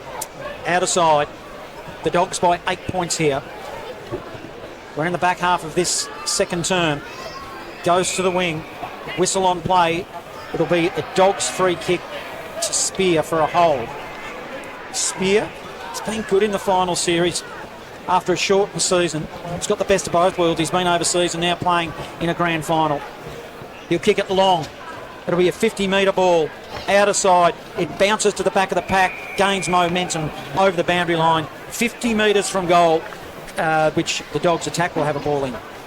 It's a nice luxury, isn't it? Go and enjoy the European summer and come back and enjoy the QEO in perfect sunshine. It's a pretty good life for Spirit. Throw in. Scanlon and Curnow both get hands to it. Spills to Coughlin. Coughlin works it forward. Lockie Hood comes out at it. He's taken in the tackle straight away. We'll get another ball up. Coughlin starting to have some key impact moments on this game as well. Ball up. Back down. Curnow's kick was smothered. Irita found some space to paddle it forward in the direction of Walsh. Knocked away from him, but it found its way to Stagg. Stagg up towards the half forward. It gets out the back for Fergus Green. Fergus Green gets it. He can go to the races, Fergus Green. He'll go goalwards. 10 metres in from the boundary. Might have been better off centering that one up, I reckon, did Fergus Green. But it's the minor score. It's their first minor of the day. They're now 3-1-19. Gisborne 4-2, 26, 20 minutes gone. Second quarter score, sponsor passes Tollings Castlemaine. Normington will kick it in for the Dogs. Plays on from fullback. He will send it to the swimming pool side as well. Playing that side a lot again this afternoon. Ball spills to the back of the pack. The Dragons will win it. Tardrew eventually with a footy over the top to Connick. He fans it wide by foot and finds Hood. That was a 25-metre ball. Hood hard up against the boundary line. Swimming pool side to the Barnard Street end. He now launches into the football. Didn't get a lot of distance, but it fell short. Stagg was there. Stagg has got the mark. Now he turns and goes into the pocket. He's got a hard lead through Green, who hit the pack at speed and the footy. And eventually it goes over the boundary line. 45 from home for the Dragons will be a ball in. Nick Staggs had a pretty impactful 5 to 10 minutes as well through the midfield zone for the Sandhurst Dragons. That's interesting watch. So there's a few Sandhurst players that have got off on odd occasions today. And Viscovi's doing a good job on Green down there as Tardrew emerges with the footy out of the contest. Had to handball forward. It's taken by... He's taken in a strong tackle over the boundary line. It was Hood, I think, was it? And is it being called for holding the ball, or I didn't see which way the umpire pointed? It was holding the ball, but it's pretty close to a sling tackle and a dangerous tackle. And of course, a lot of Sandhurst players behind and the 18s players behind the goals were signalling that it should have been the latter of the 2 free kicks, but it wasn't. So Gisborne will then ship the short pass through Lakey. Lakey out to Spear. So Spear's in defence for the Dogs. He'll go even further forward, short pass. Dennehy. He'll stab it down the line. This is good build-up, though, from the Dogs. Finds Benaki. Now Benaki will get and go. He'll wheel it up towards centre forward. Really nice kick, which went down in the direction of Luxmore. Spills to ground. Bell Bartels handballing it forward. They were over the boundary line, though. They were building a case there, the Dogs. It was good by building it up from defence there, Jason. It almost worked out for them. Yeah, we haven't seen a lot of control movement, have we, today? It was nice to see that to come into the game. Dragons by 7 points. 23 minutes gone, second term. Grand final of season 2024. Local footy lives at Fresh Bendigo as the ball's punched to the path of Walsh. He was tackled well by Cardillo, and it's over the boundary line for the ball in. He was tackled without the football, I would have thought, but we'll let that one go. So umpire will throw it in. 60 from home. Dogs in attack. It's thrown in. Falls to the back of the pack. Cardillo, hands and knees again. James Coughlin has him wrapped up. Another have a ball up. We'll have another go at this, Cam, and see if we can get out of there through umpire Carter. It's a stoppage. 70 metres from home for the Dogs. Tardrew wins it for the Dragons. Handball forward, it was ineffective. And good tackling by the Dragons as Danahy grabbed the footy. Incorrect disposal, free kick, Stag. Stag quickly handballs forward. Emerged through Coughlin. Beautiful looking ball up towards centre half forward. Green dropped the mark, but he got it out to Walsh. Walsh to Hood. Hood will then go with a pass which was barely 5 metres, let alone 15. Mark not taken anyway as the punch come through at the last second from Pelprat, and it hits the ground level. Ball up just inside forward 50. Sandhurst in attack. Barnard Street into the ground. Trailing by 7 points. Late in the second quarter. Maxted takes it out of the ruck, shovels the handball forward to Green. Green runs out, runs straight into Jet Dennehy, and we will have a ball up inside defensive 50. 7 point margin. This second term brought to you by Central Kitchens in Bendigo, our sponsor of this grand final. The last game of season 2024. Up they'll go in the ruck. Maxted of the Dragons won it. Emerging now, Dogs did well. Defensive kick to the outer side. Might be out of bounds on the full. It is. So it'll come back the other way for the Dragons, looking to launch for another goal. Carraher, short pass was ineffective. Smith was there for the Dragons though. Handball wide to Carraher. Carraher now an up and under kick. He'll put it to the pack. They'll hit it hard. Maxted did well. He marked it very strongly against Danahy. Now Maxted, he's got a handball on. He goes to McLean. McLean of the Dragons inside forward 50. They'll hit the pack hard. Connick's taking a mark, I reckon, a juggler in the middle of the pack. And what an important kick this is on the death of half time. He'll look, he's not confident. He's got a player on in the pocket. Picks him out, it might be Jake McLean. It is. And he's on a pretty tight angle, but he needs to slot this, Jace. Yeah, he does need to slot it, John, but Caleb Connick's work rate today, fantastic, up and down the ground on this wing commentary box side, pushes hard back into defence to support his defenders, and on that occasion worked really hard forward and got on the end of the mark. No thoughts on multiple players getting their hands on that one though, Jace. Looked like a big pack of players had hands on it. Yeah, well, he came down with a count. Jake McLean's kicked 14 goals this year. None more important this one. To get it close enough, and it is. Jake McLean slots it. We've got a game on our hands here at the QEO in the 2024 Grand Final. The sponsor, Jason Westcott Builder, Grand Final local footy lives at Fresh Bendigo. Sandhurst 4-1-25 to Gisborne 4-2-26, 1 point margin, 26 gone. Again, Sandhurst defenders were able to set that play up there as well. Isaac Carraher tried to bring the ball back through the middle of the ground, did make a mistake, but was able to get it back and move it forward. He's converted himself into a defensive weapon for the Sandhurst side as the season's gone on too. So it's fantastic to see that development for him to go from a mid to a defender. Back in the middle we go. Benaki taken by Tarju, spills out to Lakey. Lakey sends it up towards centre forward. Dennehy comes charging out, had it all on the chest, but he spilt it when he hit the ground. Second effort was good to Macklin Lord. Lord's handball went wide, looking for Merritt, missed him, turned over Connick. Connick then kicked it straight down the throat of Spear. Spear will send it inside forward 50, and he kicks it straight down Lockie Wright's throat. So maybe they need to change jumpers at the moment, but Lockie Wright has it in defence for Sandhurst. 27 minutes gone in the second quarter. They trail by 1 point. Wright will send it long. Wide. Tardrew. Contested mark at front position, Jace. He did. Short pass forward 30 metres. Curnow hits him. Curnow hard up against the boundary line in front of a heap of Dog supporters. He'll now come inboard laterally. Tardrew 50 metres. Didn't see what it was for. It was a 50-metre penalty. 50 metres. It was an immediate 50 metre. So whether or not the man on the mark moved or not, it probably is the likely scenario. Tardrew will come within kicking distance, albeit it'll be a long and good kick from there, Jace. It is, but the way that he kicked the ball at the other end of the ground, you would suggest he's not going to have any difficulty with the distance, so I'd be backing him. For the lead. Right in the middle of red time. Umpire Norton just has a chat to him for some reason. What an important kick as well. The second important kick in probably a minute. They're all important at this stage of the game when it's close. Tardrew's just taking some long, deep breaths. In fact, someone must be coming off, are they? Not sure what's going on out here. It looks Curnow's kick by the looks of things. So it is going to be Curnow. So why did it take us so long to work that out? I sense it was Curnow early, and then I thought, oh, maybe I'm wrong because Why everyone's... didn't John Norton give it to him straight away? Let's see what Curnow can do. He's a long kick of the footy.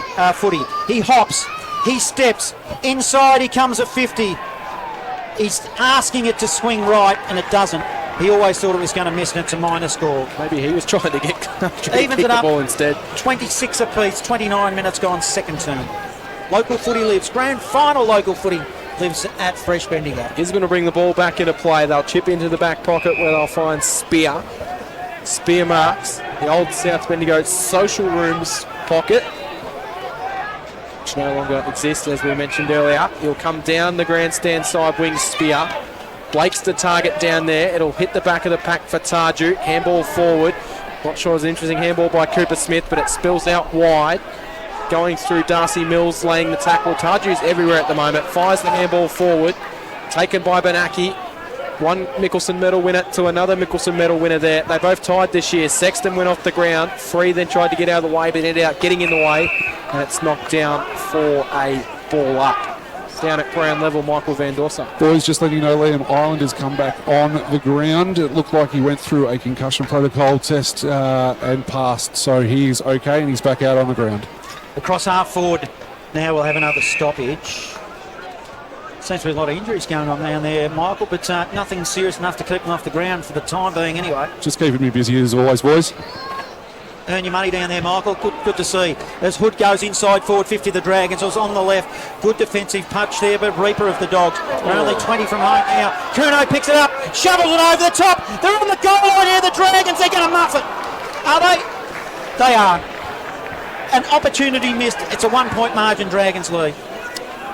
It was an opportunity missed, but pressure. Credit Gisborne's defence for that pressure. They were all over that contest and only gave away a point. I'd like to have a look at how Curnow hit that ball then. It was pretty hard as Gisborne bring the ball back into play.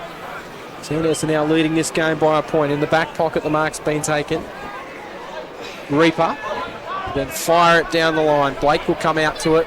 They all emerge around him, hits the ground level, spills out to Bell Bartels, couldn't quite take it cleanly, and he'll assist the ball towards the boundary line, but it doesn't quite make it over, but they dive on top of him for a ball up right in front of the Sandhurst coach's box. They're watching on. 1 point lead to the Sandhurst Dragons, deep into red time in the second quarter. Knocked over again for another boundary throw, and it's been a hell of a lot more stoppages in this quarter, Jason, than what there was in the first quarter. There has been, and I've actually just thought we probably need to shout out too. Connor Sexton here down this line as well has spoiled the ball a couple of times in marking contests, doing a pretty good job there against Braden Blake. So throw in. Paul Sexton, the winner of that one. Cooper Smith emerges with the handball. He'll fire it out in front of Lockie Hood.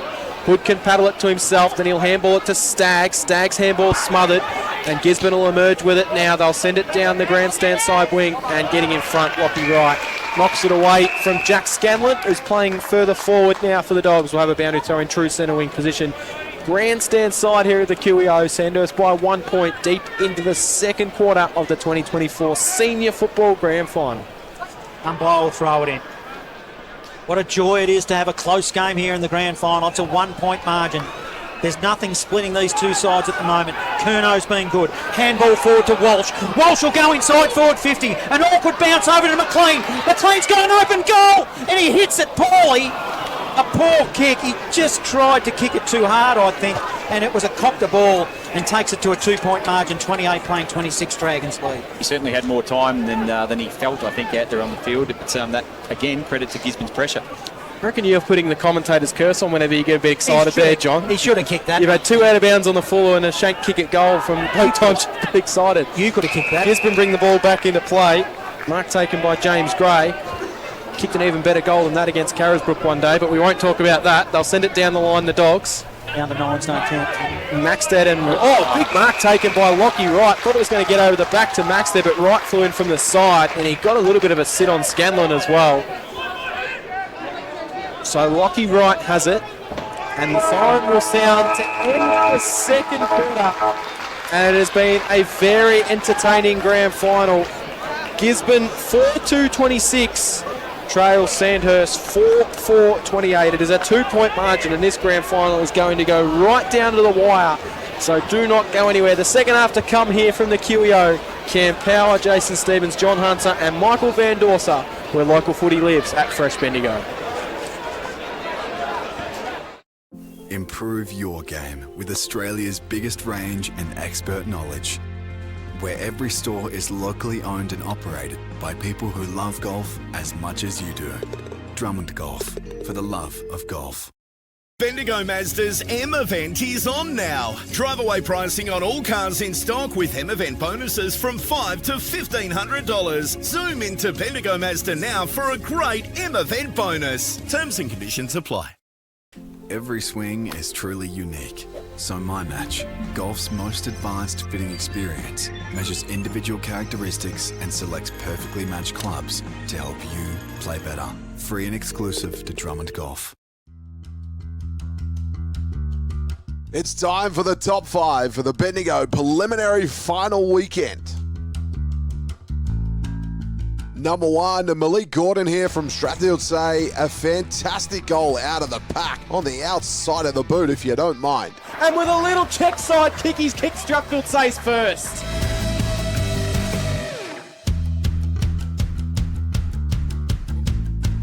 Number 2, it's Cooper Smith here from Sandhurst, just running away with it and unloading from about 40. A great goal. Falls forward for the Dragons. Cooper Smith will wheel around with it. He'll send it inside forward 50 and he'll kick a goal.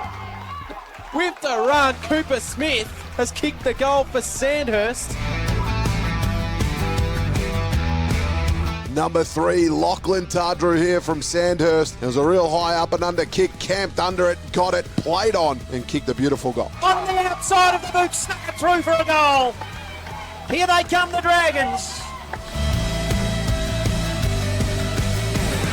Number 4, James McLean from Sandhurst. Got on the end, some great work from his teammate, but had to finish the job and did that indeed. He gives it to Jake McLean, who can slam it home.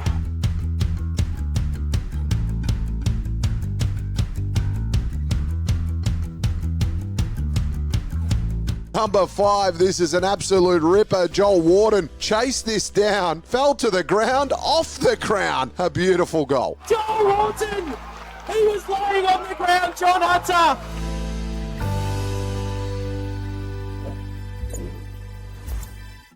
It's a simple objective. Shoot the lowest possible score. So at Drummond Golf, if you find a lower advertised price, we'll beat it. The Drummond Golf lowest price guarantee. You've got to love that.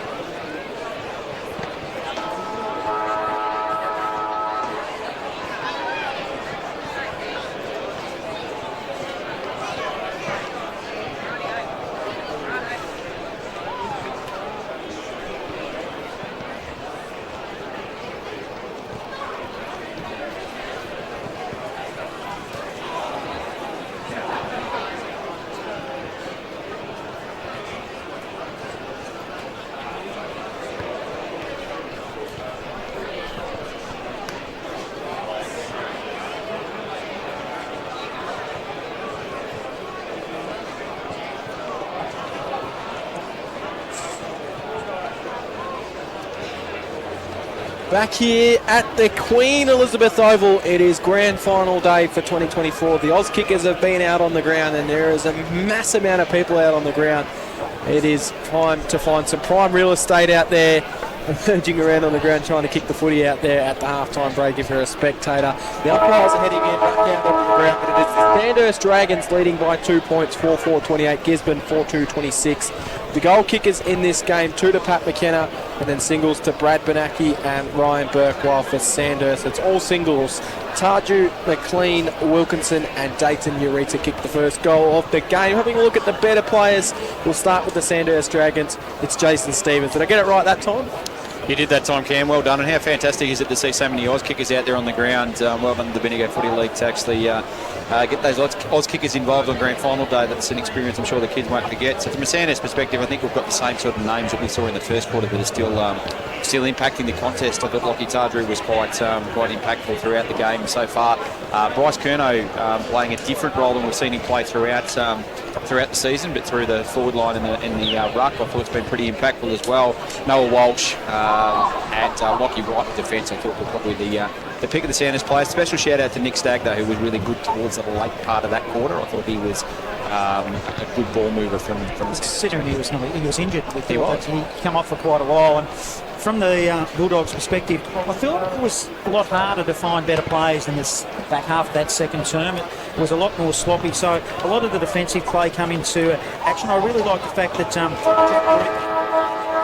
up back, he was under pressure a little bit in that back half. So Reaper was leading the charge with some good defensive, strong punching. I like the fact that, ground level, Ryan Burke has been going pretty well.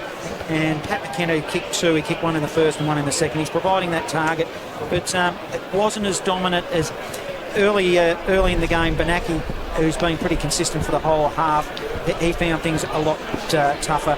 But Cardillo, Lakey, and just going through the middle, I thought I won't say they struggled, but they found it a little bit more difficult than what they did in that first term.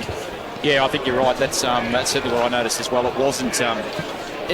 It was open still. The contest was open, but it wasn't as prolific from a Gisborne perspective as far as those mids winning as much of the footy. I'm really interested by the tactical dance, and we call it a tactical dance from the coaches as well. So you look at the Sandhurst end, they're constantly rolling over that deepest forward. So Joel Wharton spent a fair bit of time down there as the deepest forward. I see that Fergus Green goes there. Lockie Tardrew has a rest down there. Curnow spent some time as the deepest, and that constant movement is trying to destabilise the Gisborne defence and Reaper.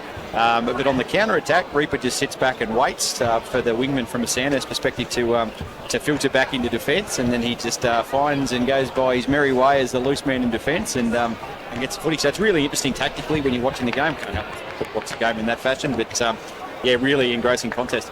Yeah, and Michael Van Dorsa will be in the room, so it'll be interesting, Cam, to see what the coach has said in that half-time break and how they're going to attack this second half of the grand final. Yeah, certainly will be very interesting. Who would you rather be in this situation at the moment, Jace? Sandhurst. One-word answer. I think the game, like I said earlier on, it feels like it's a Sandhurst type of game, and I know Gisborne are trying to play that way if they want to open it up and play on between the arcs, but to me, it feels like a Sandhurst type of contest, which is...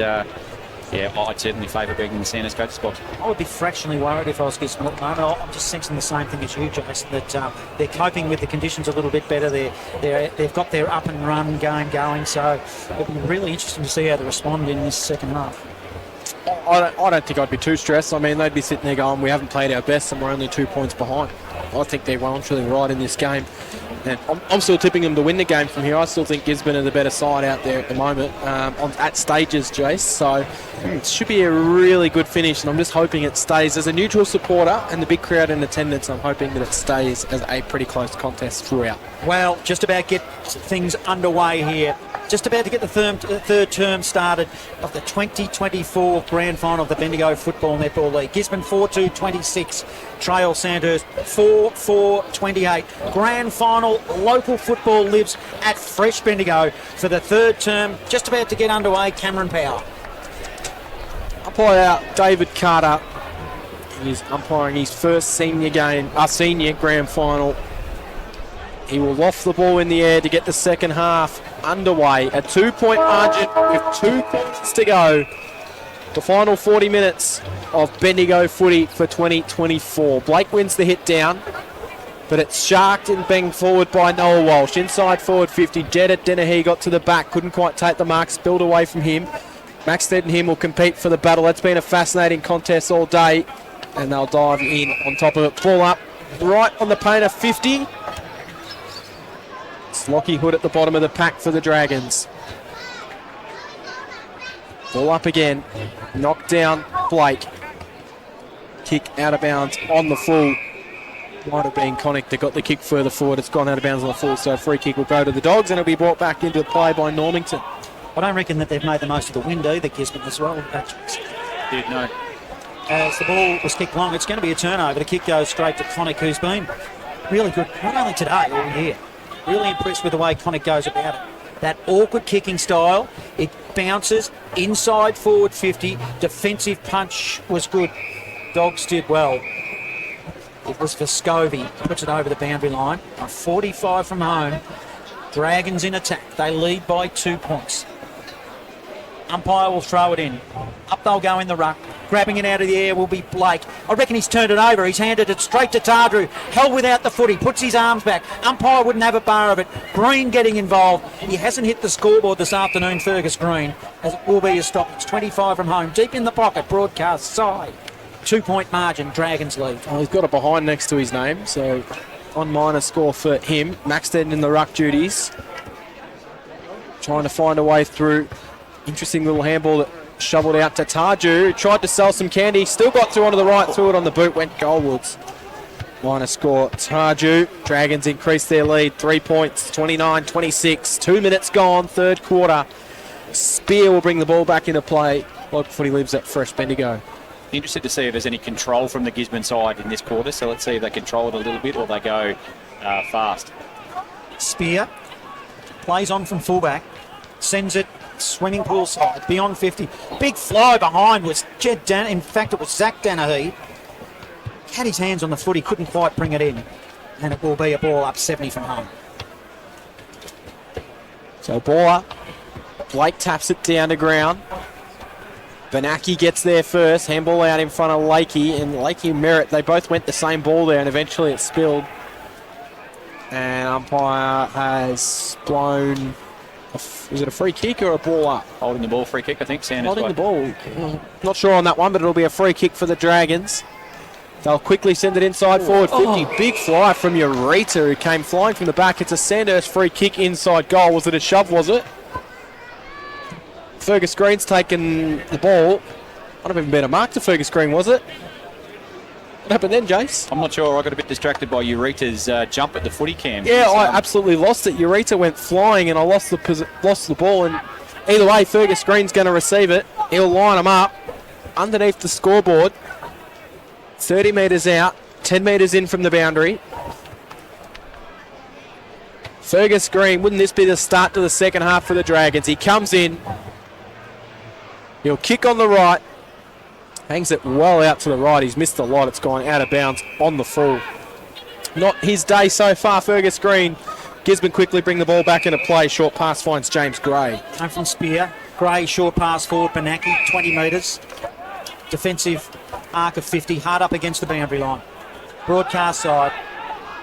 Plays up his options. Then he goes down the line, 50 metres. They'll set themselves. Poor kicking. There's two Dragons there. The front player was right. The back one was Ireland. It was right that marked it. Right now, back inside forward 50. Corridor. Maxted was the target. Mark! Oh, you got to pay it. He didn't. He had a piece of it. Palprat roved it. Gave it to Sexton, who fumbled it. Curnow tries to milk a free kick. Umpire won't have a bar of it. Burke getting involved. Another turnover now. Handball forward, Connick. He gives it to Free. Runs to 50 and slots it. What a goal, Dragons. Good build-up. Scoreboard sponsor Parsons Towing in Castlemaine. Takes the Dragons to 5-5-35. They lead 4-2-26. 4.5 gone. Third term, grand final. Local football lives at Fresh Bendigo. Beautiful finish from the halfback flank and Free. That's we've commented on his kicking, and there's a little bit of a skirmish on the other side on the far wing. There's a little bit of a dust-up happening, but Free, fantastic finish. Great goal. We'll go back in the middle here. Blake wins it down. Walsh is in there up against Macklin Lord. Sexton thought he was claimed high. Bell Bartels went in after the footy, as did Lakey. And we'll have another ball up. They've progressed it 10 metres further forward towards goal. The wind looked like it's starting to really pick up out there. Knocked down. Lockie Hood emerges with it. Gave it off to Connick. He'll send it up towards centre half forward. Maxted sits underneath it, takes the mark. So Kobe Maxted's got options inside forward 50. He can make the distance. He absolutely can, Kobe Maxted. He can line them up directly in front. 33 goals, 18 games, and 9 times in the best this year for Kobe Maxted. 55 out, 10 in from the boundary, right-hand side. He goes goalwards. He starts it left. It's going to swing right back to the line. Touch through for a minor score. So they increase their lead out to 10 points. 5-6-36 playing 4-2-26. 6.5 gone third quarter. Score sponsor Joe Rulin Outdoors, Castlemaine. Spear will bring it in again for the Dogs. Plays on from fullback. Oh, it's an awkward ball beyond 50, but was effective in the end. Found his teammate in Johnson on the left. Johnson goes with a long kick, and a free kick will go to Burke. Burke by hand, back to Johnson, running through the middle of the QEO. That's an awkward left. Awkward ball that bounces. Puts Normington under pressure. They've got numbers. Danahy emerges. This is Jed. That's an awkward kick inside forward 50. The wind must be playing havoc, Jason. They're all poor kicks. Jake McLean mops up, gives it by hand to right of the Dragons. Maxted jumped high, jumped early, found his feet. Handball over the top to Stagg. Johnson tries to grab him. Stagg just handball, a hoik over the top. Running onto the footy now was Ainsworth. Not effective. Now picked up by Coughlin. Inside forward 50. Spear dropped a mark he should have taken. Under pressure. Jake McLean tackles him. Ball goes wide out in the direction of Lynch. Bounces over the boundary line and we'll have a ball in at ground level. Michael Van Dors. Yeah, boys, the wind has definitely picked up on that outer side near the near the end of the grandstand. It's blowing quite heavily out that way at the moment. Favouring the right-hand side of ground, Michael. Yeah, if anything, just probably more towards the scoreboard than the actual goals. Knocked down inside forward 50. Lakey handballs off to Vescovi. Vescovi will straddle the boundary line looking for Benaki. But I think he was also quite content to see it over the boundary line for a boundary throw in. Underneath the scoreboard, 10-point lead to Sandhurst. 8 minutes played, third quarter. We're on the club rooms there listening to some of the addresses there, Michael. I was actually getting a feel for the crowd around the place, to be perfectly honest. There's a massive crowd on that outer side trying to work their way through, and some great, everyone's enjoying what is a really close game of footy out here. Big crowd here at the QEO as Johnson, what a battler he is for the Dogs. One of my favourites. He's in my stable, Jason, as the umpire throws it up. Sandhurst in attack, forward 50.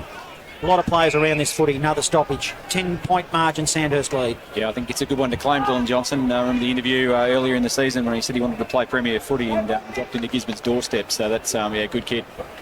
Knocked down. Noah Walsh is out there. The Breeze is certainly playing some havoc out there at the moment. Benaki's got 2 Sandhurst Dragon players to beat, and he forces a ball up, which I think is a good result when you're in an outnumber in a contest like that. Those trees on the netball side of the ground are starting to really flutter around out there.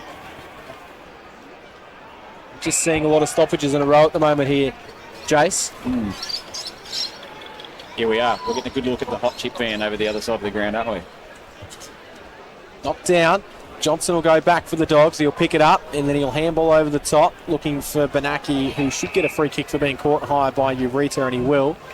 Umpire Carter in the perfect spot to find that one. So underneath the scoreboard, it'll be Brad Benaki. Benaki, he'll kick it long. Not reaching any dizzy heights in this third term this game. Both sides still feeling themselves out. It's still Sandhurst in my mind that have the upper. It's McKenna now with the footy. Playing a long way up the field. Hard up against the boundary line. Half back, swimming pool side. 50-metre kick. Danahy at the back of the pack was nice. Bell Bartels received the handball. It's a kick that goes wide, long, and it's either out of bounds on the full or a throw in. Might be the latter. Did get a bit of distance, and now Gisborne in their forward zone looking to put one on the board. So it's coming all the way back. It's gone out of bounds all the way back there, but and then kept bouncing there. Yeah, the kick that went inside, Frank Shapano had just snuck in off this grandstand side wing, and he was out inside forward 50 if they could get the kick into him. They were unable to do so. We'll get the throw in. Sexton knocks it down to ground level. Not the prettiest 10 minutes of footy you'll see to start the third quarter, but Sandhurst won't mind. They're 10 points in the lead. He's done a good job, Frankie Shapano, on Joel Wharton today too. I actually can't recall Joel Wharton having more than 2 or 3 disposals out there, I don't reckon, Jace. No, Frankie's gone every step of the way with him. Knocked coming down off the ground now with him. Macklin Lord found some space, sent it inside forward 50, and he kicked it straight to Darcy Mills, who intercepts for Sandhurst. He'll come down the grandstand side wing looking for Coughlin. Coughlin takes the mark. He marks in front of Ainsworth. Quickly gets the handball playing. Back to Mills. He'll then steam inside forward 50, sending the kick in the green direction. Vescovi's hard up against him. It'll go towards the boundary line. It stays in play for Green. And then Vescovi also was able to keep his feet. Handball back into danger, though, was rather interesting. You'd think eventually they just got to take it over the boundary line, or a Fergus Green tackle will result in a ball up underneath the scoreboard. Probably not a bad. Sandhurst haven't been able to score, so Gisborne has taken a bit of time off the clock here, and if the wind is favouring this end a little bit, that's probably going to be their favour. Dragons in attack. City end. Lakey. Handball to Spear. Spear, an up and under awkward ball. It'll go beyond 50. Zach Danahy did well at ground level. Sees it over the boundary line. We'll have another ball in, Jace. A lot of stoppages, a bit different than what we've seen in the first half. 10-point margin, Dragons lead. 12.5 in the first, in the third. This third term brought to you by our sponsors, Rural and Outdoors in Castlemaine. As the umpire will throw it in, grabbing it out of the ruck now, Connick. 20-metre ball forward to James Coughlin. Might have got one too high. Lynch, probably lucky Lynch backed off just, I reckon, at that last half a second and didn't cause any damage. No, he did well. He took a bit of care for the opponent there and didn't collect. Left half forward. Dragons in attack. Up they'll go in the ruck. Connick does the ruck work. The ball is ping-ponging around. Still at 50. Walsh overran the footy. Spear, a little bit of a fresh airy, bit of a toe poke. Umpire letting things go, giving it every chance to get out, and it can't. And we'll have a ball up 51 from home. Dragons lead. They are in front. 10 points, and they're in attack. 12.5 gone third term. Spear just bangs it on the boot, holds up a little bit, but it still finds its way into the hands of Mills for Sandhurst, who's come into the game in the third quarter. He'll then send it inside. Maxted has given away a free kick for a push. Thought he might have got there and taken the mark above his head, but he shoved Dennehy underneath it according to the umpire. Been a good battle, those two, this afternoon. Dennehy, short pass, finds Benaki. Benaki will come inboard, and he finds its way into the hands of Jared Lynch. Back into the game. Just his second game back from injury. The first was a reserves prelim final last weekend. He then chips it down the line and finds Ainsworth. Grandstand side, Jared Ainsworth. It's just not a lot of movement ahead of the footy. Bell Bartels will provide the short option. He'll mark. Centre wing, grandstand side. Still not a lot going on further of the footy. Forced to really slow things up. And then he'll go short pass back to Lynch. Lynch was told to play on after he went around. Island will then smother the kick out of bounds for a boundary throw in, and a real nothing better play that for the Gisborne Bulldogs, Jason. Yeah, it's disappointing. I think it was slow sort of build-up, which was okay, but then Jared Lynch just sort of stepped off his line and the poor player. 14 points gone, and there's going to be a free kick off the ball, I reckon. Taju fell over. He was knocked by Dylan Johnson. I think the umpire just might have saw him on the ground afterwards then. I'll tell you what, the boundary umpire had a nice spiral on his throw to the player too. Now the ball with the Dragons will go long through right. Goes to half forward. Good defensive punch. Reaper, how good is he? Don't you love him having him up back? Yeah, that'd be fantastic, wouldn't it? That fist is just spring-loaded. It comes off the fist when he spoils it. What do you got in your hands down there, Michael? I just had the 17 and under Premiership Cup walk past me, that's all. So I hope it was only full of Coca-Cola. it actually had nothing in there, to be perfectly honest. Stagg wins it now, gives it to Smith of the Dragons. Up and under kick. He'll kick it to 50. It'll be Curnow at the front of the pack. Also Max did. Jed Danahy did well. Coughlin, Ainsworth. He's the ladder of the Dogs. Handball inboard. He probably should have tried to kill it. Give it to Coughlin. McLean. Handball to Tardrew. Low ball going.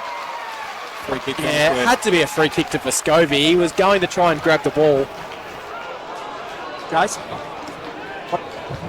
what occurred there? There's a bit of a hold in the goal square, I think. Just bounced through. Fergus Green sort of held him back. I think Vescovi was definitely going to get that and maybe at least have a play at touching that ball. So in the goal square, they get away with one there. Vescovi will clear the kick out of defence, but it's Hughes, and it's a shocking kick. No height on it. He tried to punch it through the wind, and the mark's been taken by Lockie Hood, who will line him up. He's 50 out from goal, almost directly in front. Tough kick from here for Lockie Hood. If there's ever a spot to kick a goal with this wind, this has to be the best spot to have a shot, I would have thought. That wind should actually bring it back right to left, right goal post. We're not going to putt it in the middle. We're going to go to the right goal post and let it come back in. 9 goals in 18 games for Lockie Hood in season 2024. This would be one of his biggest. He on the right, sends it right to the line. The crowd gets right behind it. Has it carried the distance? I think it has. He's got the goal, Lockie Hood. And Sandhurst have got themselves a nice little lead here at the QEO on grand final day now.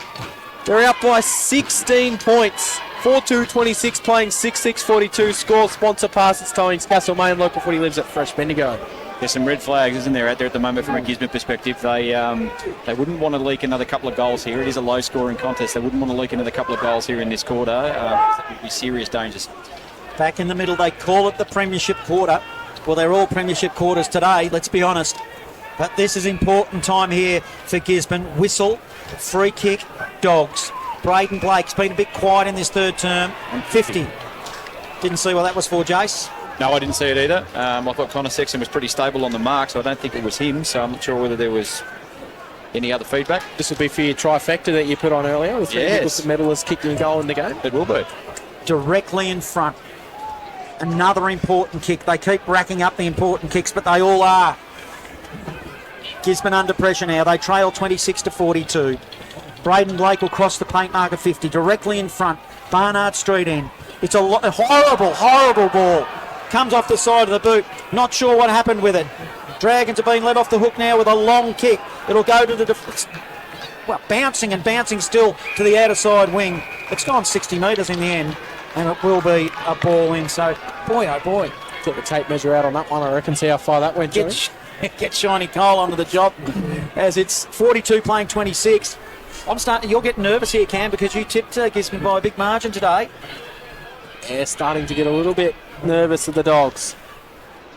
Benaki works it forward.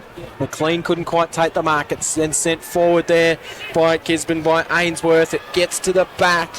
Back there for Sandhurst. Handball out. Bell Bartels is there. Handball off. It's Luxmore. Luxmore around the body. Carraher took it. He was tackled straight away. Handball backwards from Carraher.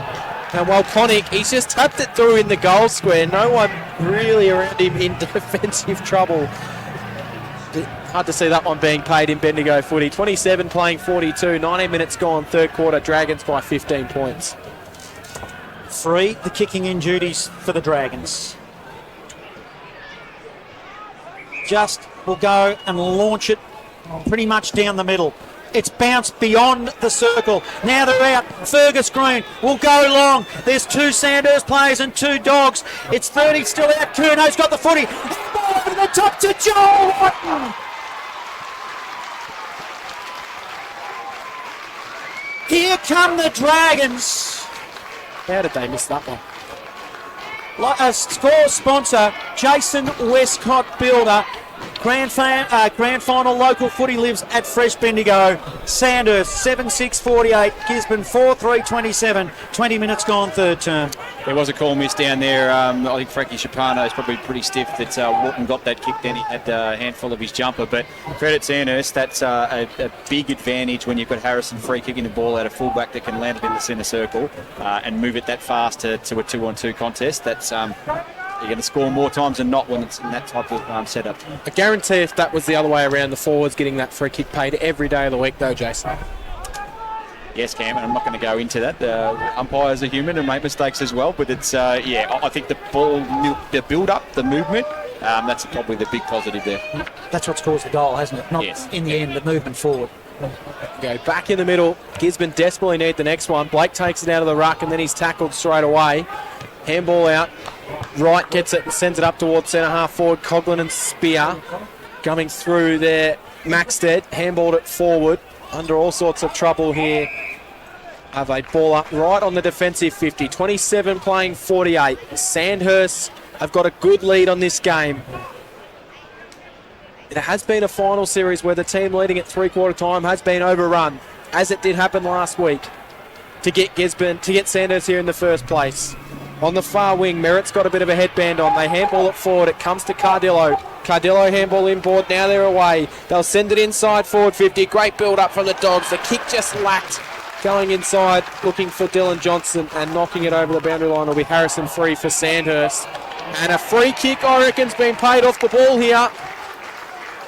And a Sandhurst, it looks like Islands and Fringe. They've been hot on that all day. Dylan Johnson's going to get a set shot on goal. 40 metres out. Not too much of an angle to deal with from the right-hand side pocket. And if he kicks this, that is a big blow and a real game changer, I reckon. We've seen they've been hot on that all day. Dylan Johnson comes in on the left. It's ugly. It is very ugly. And he's only almost just got it in. You can see what the crowd behind the goals think of that one. Minor score. 28 playing 48, 20-point margin, 20 minutes gone, third quarter. Score sponsor, Rural and Outdoors, Castlemaine. Free, tries to launch another one into the centre like he did his previous kick. It was ineffective. Comes off hands for Jake McLean. Spills towards the boundary line now. Dogs, you're under pressure now. You shouldn't lose a game from this point now, approaching three-quarter time when you're leading by 20. And you've had probably the dominant part of the game all day, really, Jason. Yeah, this is a handy lead for Sandhurst now. We need Gisborne to tighten up to make sure they can stay in the contest.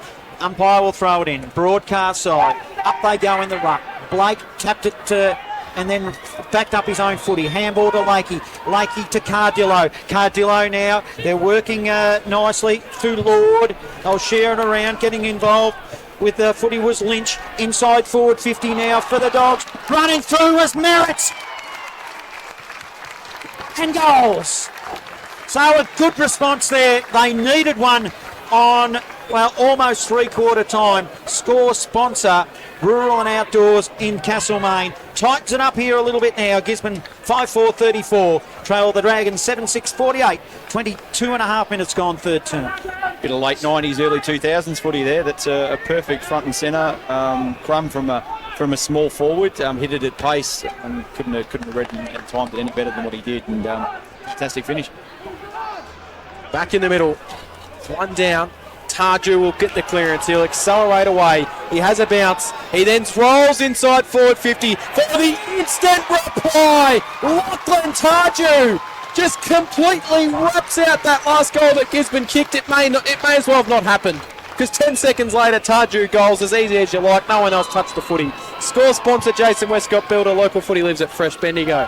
We're going late 90s, early 2000s. That was Chris Judd-esque. Straight out of the middle, no one touched, got anywhere near Lockie Tardrew. Couple of bounces, steadied, and it didn't spin perfectly, but went for straight through the middle. Who will handle it best? Response after response from both teams. Back in the middle now. The restart. Sexton jumped over the top, but Blake won it, an awkward kick forward. Only went 15 metres. It will be the Dogs, though, that have got possession. Well, picking up on the end of it was Benaki. Benaki, that was an awkward possession. Now it'll spill back in the middle. Blake backing up his own footy. Oh, he threw it out. Umpire let it go. It was okay. It went to Benaki. Back inboard. Getting involved was Lynch again. In fact, it was Lynch. Now the ball goes forward. Normington getting involved. Ainsworth getting his hands on its footy.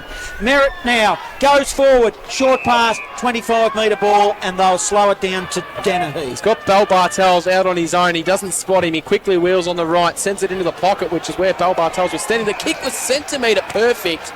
Mark's been taken on the chest by McKenna, but now boundary umpire says he was out of bounds on the full. So maybe the kick wasn't perfect for Pat McKenna. But if he was going to go into that pocket, he had to hit Bell Bartels on that first option. Isaac Carraher, dangerous kick across the ground. It'll hold up for Wilkinson. Dylan Johnson will come to put some pressure in him. The 218's doing battle at it. And a little bit of say, and then, oh, that should be a free kick. The last one was paid. That one has to be paid as well. It's not paid. It's going to be a boundary throw in. Dylan Johnson. In fact, it is paid. So Dylan Johnson will chip it into the pocket. And, wow, this game has just turned into an absolute comedy show in the last few minutes. Because that kick has just been turned over by Wright. Wright will chip it into the goal square and he'll find Cooper Smith. Been good today, Lockie Wright. The defensive goal square, of course. They've been good down back, the Dragons as well. All over the ground this afternoon. They're just starting to get right on top here. Coughlin, hands on footy. Little give to Connick, who's been great. Goes to Curnow. The kick was effective. Outer side wing, swimming pool side. He directs traffic. It's a low, long ball. He hits up Green. Green 70 metres from home. Looks for McLean. McLean's got the sit. He'll run into an open goal. Dragons in control at the QEO. Almost three-quarter time. Scoreboard sponsor Don Smallgoods is Don is good. The Dragons 9-6-60 lead Gisborne 5-4 34. 26 minutes gone, third term. Sandhurst is working with the wind, but that's a big margin that's been put out now. It will really need a response from Gisborne before the end of this quarter. Michael Van Drosser at ground level. Hello. All good. The wind is still kicking up every once in a while, boys. Tardrew straight out of the middle, sends it in towards Curnow. Knocked away from him, Fergus Green. He's tackled and it spills out. Spear clears it out of defence. High ball up and a good mark is taken there for the Dogs by Benaki. Benaki sends the kick out wide to Lynch. It was at his feet. Lynch made it look okay and he chipped it off, found its way into the hands of Johnston. Not a lot of movement further forward of the ball for him. He then just sends the kick looking for McKenna, but he was caught behind and getting in front. Isaac Ruff takes the mark for Sandhurst. Ruff now with the footy. I can't see the Dogs getting up here if they keep playing like this, Jace. Seriously. No, credit Sandhurst defence as well. I mean, we talked about the midfielders and they get a lot of the credit in, in the articles and the newspaper and everything else, but the Sandhurst defence today has been fantastic. Dragons just don't need to get sucked in and just go into their shells. Just keep playing the way they are. Long ball inside forward 50. Green was the target. Shoveled out by Hood. Lakey did well. Oh, they're under serious pressure here now. Paul Pratt will pick it up. Still has a snap at goal, but just hurried the kick a little. He just had to take a fraction longer and puts it through for a minor score. Gisborne 34, trail Sandhurst 61, 28 gone, third term. Momentum clearly with Sandhurst. Gisborne needs to really wrestle this back now. Spears had a lot of the footy this quarter, and that's what sort of says how often the ball's been down in the Sandhurst end. Spear will bring the ball back into play.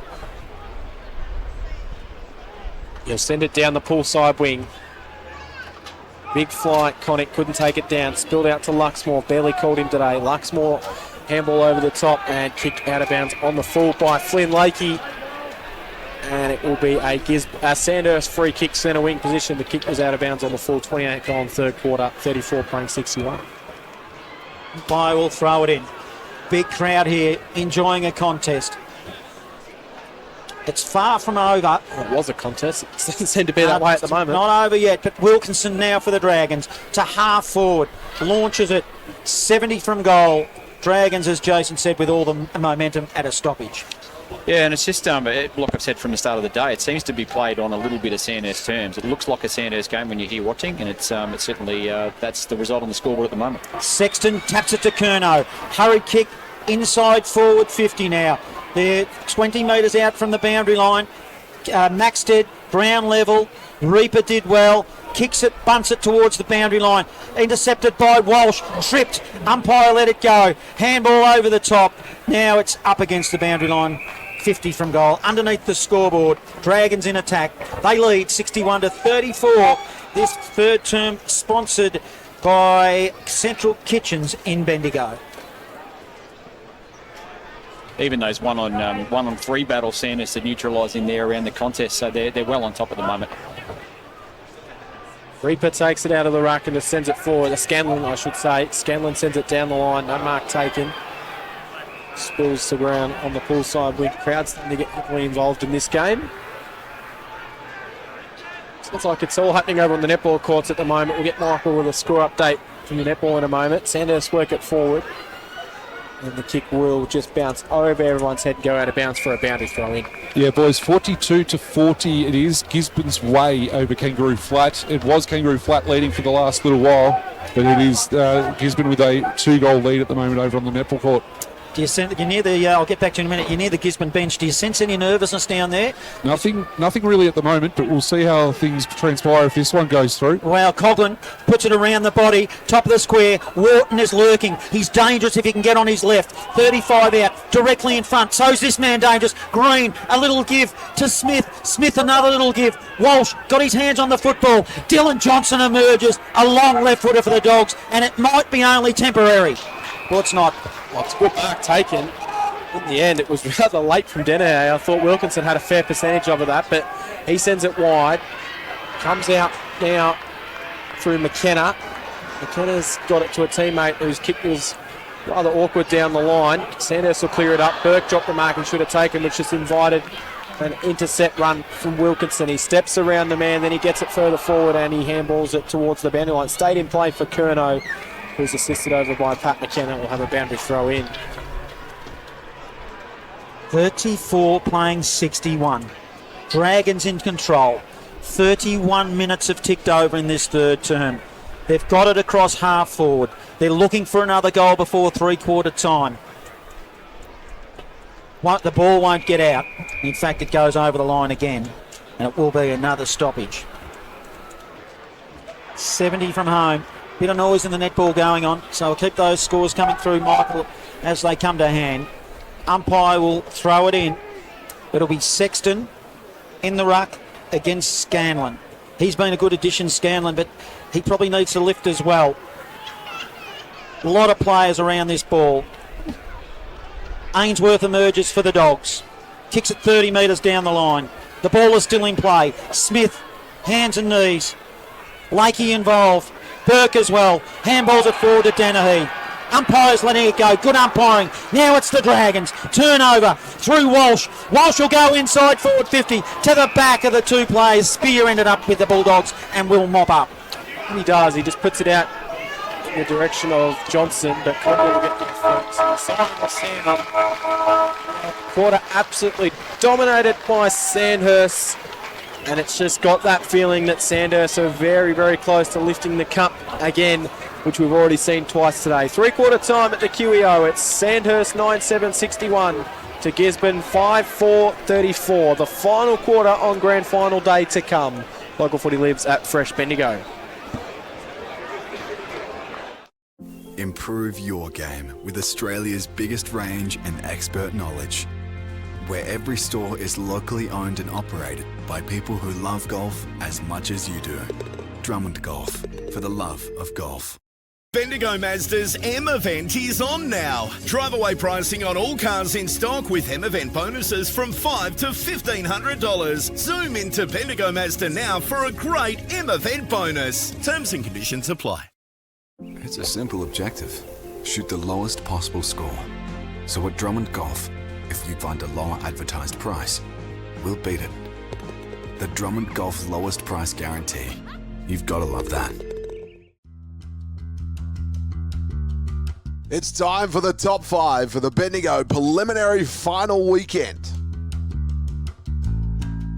Number 1, Malik Gordon here from Strathfield say a fantastic goal out of the pack on the outside of the boot, if you don't mind. And with a little check side kick, he's kicked Strathfield Say's first.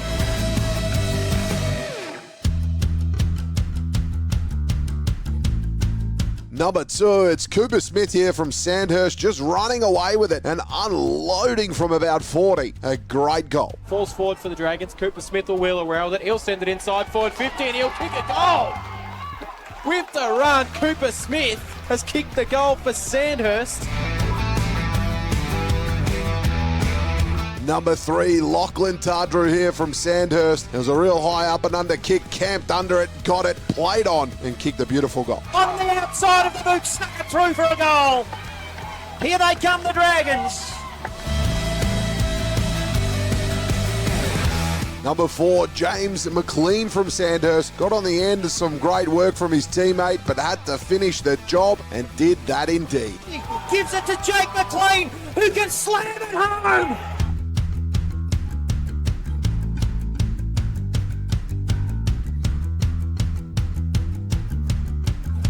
Number 5, this is an absolute ripper. Joel Warden chased this down, fell to the ground, off the crown. A beautiful goal. Joel Walton! He was laying on the ground, John Hunter!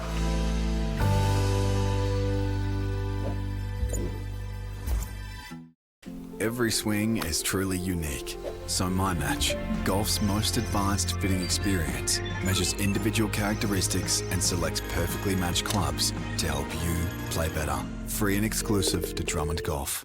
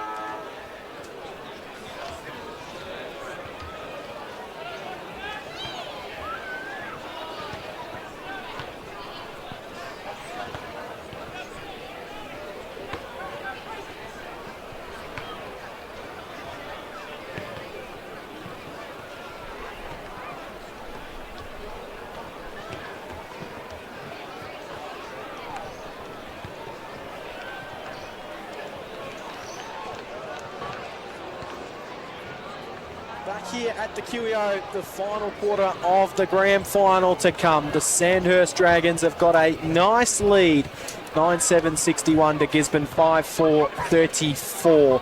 So they are sitting in a nice 27-point lead as we head into the final quarter. Gisborne, though, are kicking to the city end in this last quarter. Looking at the goal kickers in this game, Brad Benacki, Ryan Burke, Matt Merritt, Tudor McKenna. For Sandhurst, it's Joel Wharton, Harrison Free, Matty Wilkinson, Hood and Ureta with 2 goals each to Jake McLean and Lockie Tardrew. Having a look at the better players for the Sandhurst Dragons, it's Jason Stevens, and I sense there's going to be a bit of a theme to these best players depending on where they all play on the ground, Jason. There will be, Cam, and I'm probably defensive-minded as a coach as well, and I think we need to give a heap of credit today to the way the Sandhurst defenders have actually played. So if you look through the lineup, Isaac Ruff, Wright, Wilkinson, Carraher, Ireland have all been impactful throughout the contest. That's not taking any credit away from the guys that have been in the middle of the ground, Lockie Tardrew and Kerno, who is sort of bits and pieces through the middle of the ground. But really want to give a shout out to the defensive set for Sandhurst. I think they've set them up all day long, playing really good footy. To me, though, Lockie Tardru probably the best on ground through the three quarters of the grand final today. May I put in an apology to Lockie Tardru, because if it had been up to me, I said it earlier, he would not play an injured player, and he just hasn't shown it at all to be effective by it. For the Bulldogs, I've liked, it's got a little bit harder in that term there, but Dylan Johnson has been good for them. Reaper up back. Probably the weight of numbers, because the ball's coming down there so often that he just has to get involved. Vescovi has been up against it, I reckon, against Fergus Green, and did a pretty good job. But it's probably been an easier job for me if I went down that list and said who needs to lift if they're going to win this grand final, because most of the names that we expect for Gisborne to perform in a big game have not at this stage, Jace. Yeah, I think you're right, but we know this footy club, and we've seen this footy club a heap over the last couple of, the last 18 rounds of the season. We know they'll respond. I think we're going to see a response from Gisborne here. Ground level, Michael Van Dorsler. Thanks, guys. There's 4 to 5 words on the whiteboard for Sandhurst, and they're still in their huddle at the moment. All it was contest, discipline, tackle, run. That's all they're looking for. They know they're about half an hour away from lifting that Premiership Cup. I'll tell you what, the Gisborne huddle in that three-quarter time break was so tight you could not even hear the coach and the coaching staff, but they were so tight, barely a word said in anger, and someone did turn around and say, he just said, if you take a backward step now, you will regret it for the rest of your life. So he's imploring his charges to go as far forward as possible in this last quarter, and the wind is still going towards the scoreboard, in my opinion. It's not really favouring a side in that specific way, but it is obviously going to the right of your dial, and it's gusting here or there as well. So if you can get it on a good time, I think Sandhurst will be able to kick a goal here and there, but Gisborne definitely going towards that scoreboard end. Boys? That's the end they need to score, and they're going to need to kick at least 5 goals to win it in this final quarter. They've only kicked 5 for the day, so it is all against them. But we know that Gisborne will throw full caution to the wind, as it's starting to boil over a little bit in the middle here. It's like McLean and Benaki going at it. The final quarter of the 2024 grand final, the final quarter of the season. It's the final half an hour before we know who will be crowned premiers in 2024. Will it be Sandhurst? Will it be Gisborne? Sandhurst have certainly got one hand on it, but can Gisborne have something to say in this final quarter? Local footy lives at Fresh Bendigo to get the final quarter underway. Here's John Hunter. Don't go anywhere if you're at home, in the shed, by the fire, in the car. It promises to be a big 30 minutes. A proud club, Gisborne. Will that extra week rest that they had work against them? Umpire puts the ball in the air. It's with the Dragons at the moment, who lead 61-34. Umpire will throw it up. Blake wins it for the Dogs. Running on it will be Benaki. Handball to Jed Danahy. Danahy, a 60-metre ball. Inside forward 50. McKenna probably could have marked it and didn't. Rough mops up for the Dragons. Kicks around the body. Bouncing ball. Wright did well to disguise it and put it over the boundary line for a ball in. Right in front of us, broadcast side. 70 metres out from the Dogs' goal. 61 Sandhurst, 34 Dogs. 24 seconds gone. Final term. Grand final football lives at Fresh Bendigo. Michael Van Dorsler at ground level. Just quickly wanted to let you guys know the A-grade netball went the way of Gisborne. They ran over the top of K Flat, 43-41. Sorry, Jason. There you go, throwing jibes at you there. On ground level is Michael Van Dorsler. So Gisborne have got the A-grade netball flag. It will be Benaki that will send them inside forward 50. So they won't go home empty-handed today, the Gisborne Bulldogs. Can they get the footy as well? He's kick inside forward 50, looking for James Gray. Just didn't quite get to him, and it goes out of bounds for a boundary throw in. And I tell you what, for the amount of times we've seen these off-the-field pushes played today, they're still persisting with it both sides, Jason. It's a grand final. I think there's heightened emotions out there that spills over into the occasional undisciplined. So throw in. Boundary side. You'd hate to give away a goal from something like that in the last quarter of the game. Tardru handball out. Maxted's kick smothered. Knock forward for the Dogs. Going through to with Dennehy. Dennehy gave it to Lakey. Lakey bends the ball back around on his right and kicks the first goal of the final quarter. And it's game on at the QEO. And Gisborne get the first of the final quarter.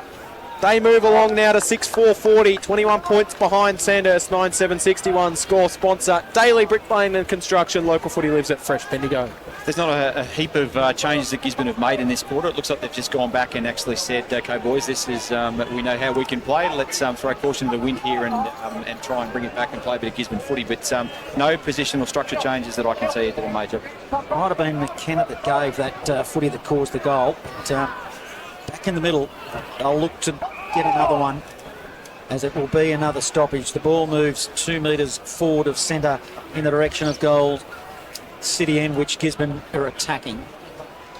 Blake wins the tap. Wouldn't it be interesting that they get a quick goal here? They'll win it through Bell Bartels, out of the middle, around the body. Didn't really look in the area.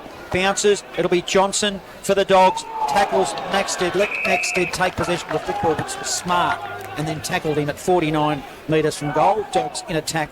21-point margin. Dragons lead. 3 minutes last turn. It's up forward by Dennehy. Can he have a 5-minute burst like he did last week? It's taken by the Dogs. It's Matt Merritt. It's the goal to the Gisborne Bulldogs.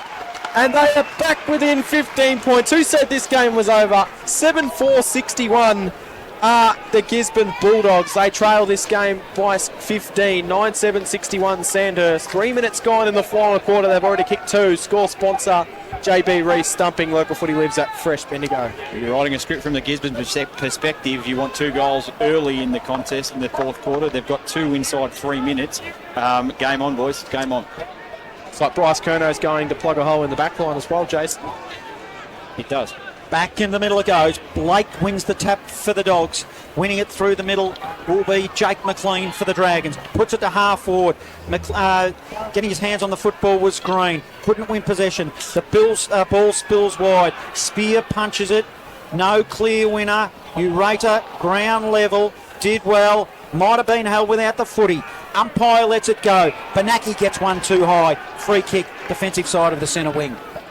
So he'll work it down the poolside wing. That's a beautiful kick, and charging out, marking it on his chest, is Pat McKenna. Pat McKenna's got it. Centre wing for Gisborne. He can send it inside forward 50. He'll go with the shorter option. Mark taken with Burke, who handballs off to McKenna. McKenna then sends it in, but it's a kick, and there is absolutely no one home except for Kobe Maxton, who takes a relatively easy, uncontested mark in the goal square and goes with a short pass to Noah Walsh. Maxted also behind the ball. Sandhurst don't want to go too defensive. I know they were trying to stop momentum, but you don't want to go too defensive too early. Close up. Just keep playing the way you're winning the footy. It's a launch ball there by Walsh. Good punch. Getting involved, guess who? Reaper. Boys, isn't that what happened last week? Did Strathfield say go too defensive too early? Do you think? 1,000,000% they did. They went against the style of footy that they had been playing for the previous 3 quarters, Just, didn't they? They did, yeah, they did. They bottled it up really well and then probably threw blokes too far behind the footy. But, yeah, it was just a bit of a watch to see how Sandhurst responds here. Cross half forward now, Dogs. Boy, oh boy, wouldn't it be interesting if they got it inside forward 50 and got another one quickly. As it won't happen on this occasion, it will be another ball in at the side. 70 from goal. Dogs in attack. 46 playing 61. Sandhurst lead. Almost 6 minutes gone. Final turn. Throw in. Up the right end of the ground if you're a team in the red, a fan of the team in the red, white and blue. Spear. Kicked it forward. Tarju claims the mark, but I'm not sure that was his first hands on it, but he then went to ground afterwards, so Tarju's going to receive the ball. Place underneath the scoreboard. QEO, 46 playing 61. He then just sends a high ball back down the line. They come from all directions to get a hand on it. It spills forward for the Dogs. They handball off to Banaki. He sold some candy. Then he gave it off to Bell Bartels. Bell Bartels hits the pocket. No one home. And we'll have a boundary throw in underneath the scoreboard. All happening here at the QEO. 46 playing 61. 6 minutes gone in the final quarter. Nervous energy starting to surround the QEO now. Particularly if we get a goal on the board. Blake, has he got space? Little handball out. Cardillo getting involved. Hands it off. It'll be a long shot at goal. And it goes wide. It might even be out of bounds on the full. Ireland doesn't muck around. Goes dangerously into the corridor, top of the defensive square to Maxted. Maxted now, it's almost as if he's kicking out from fullback now. He'll bring a broadcast side. Holds up in the breeze. Smith is at the back of the pack. Got caught behind. Now it is a stoppage. Whistle blows. 51 from home. Dogs still in attack to the city end. 46 playing 61. Dogs trail. Umpire Carter throws the ball in the air.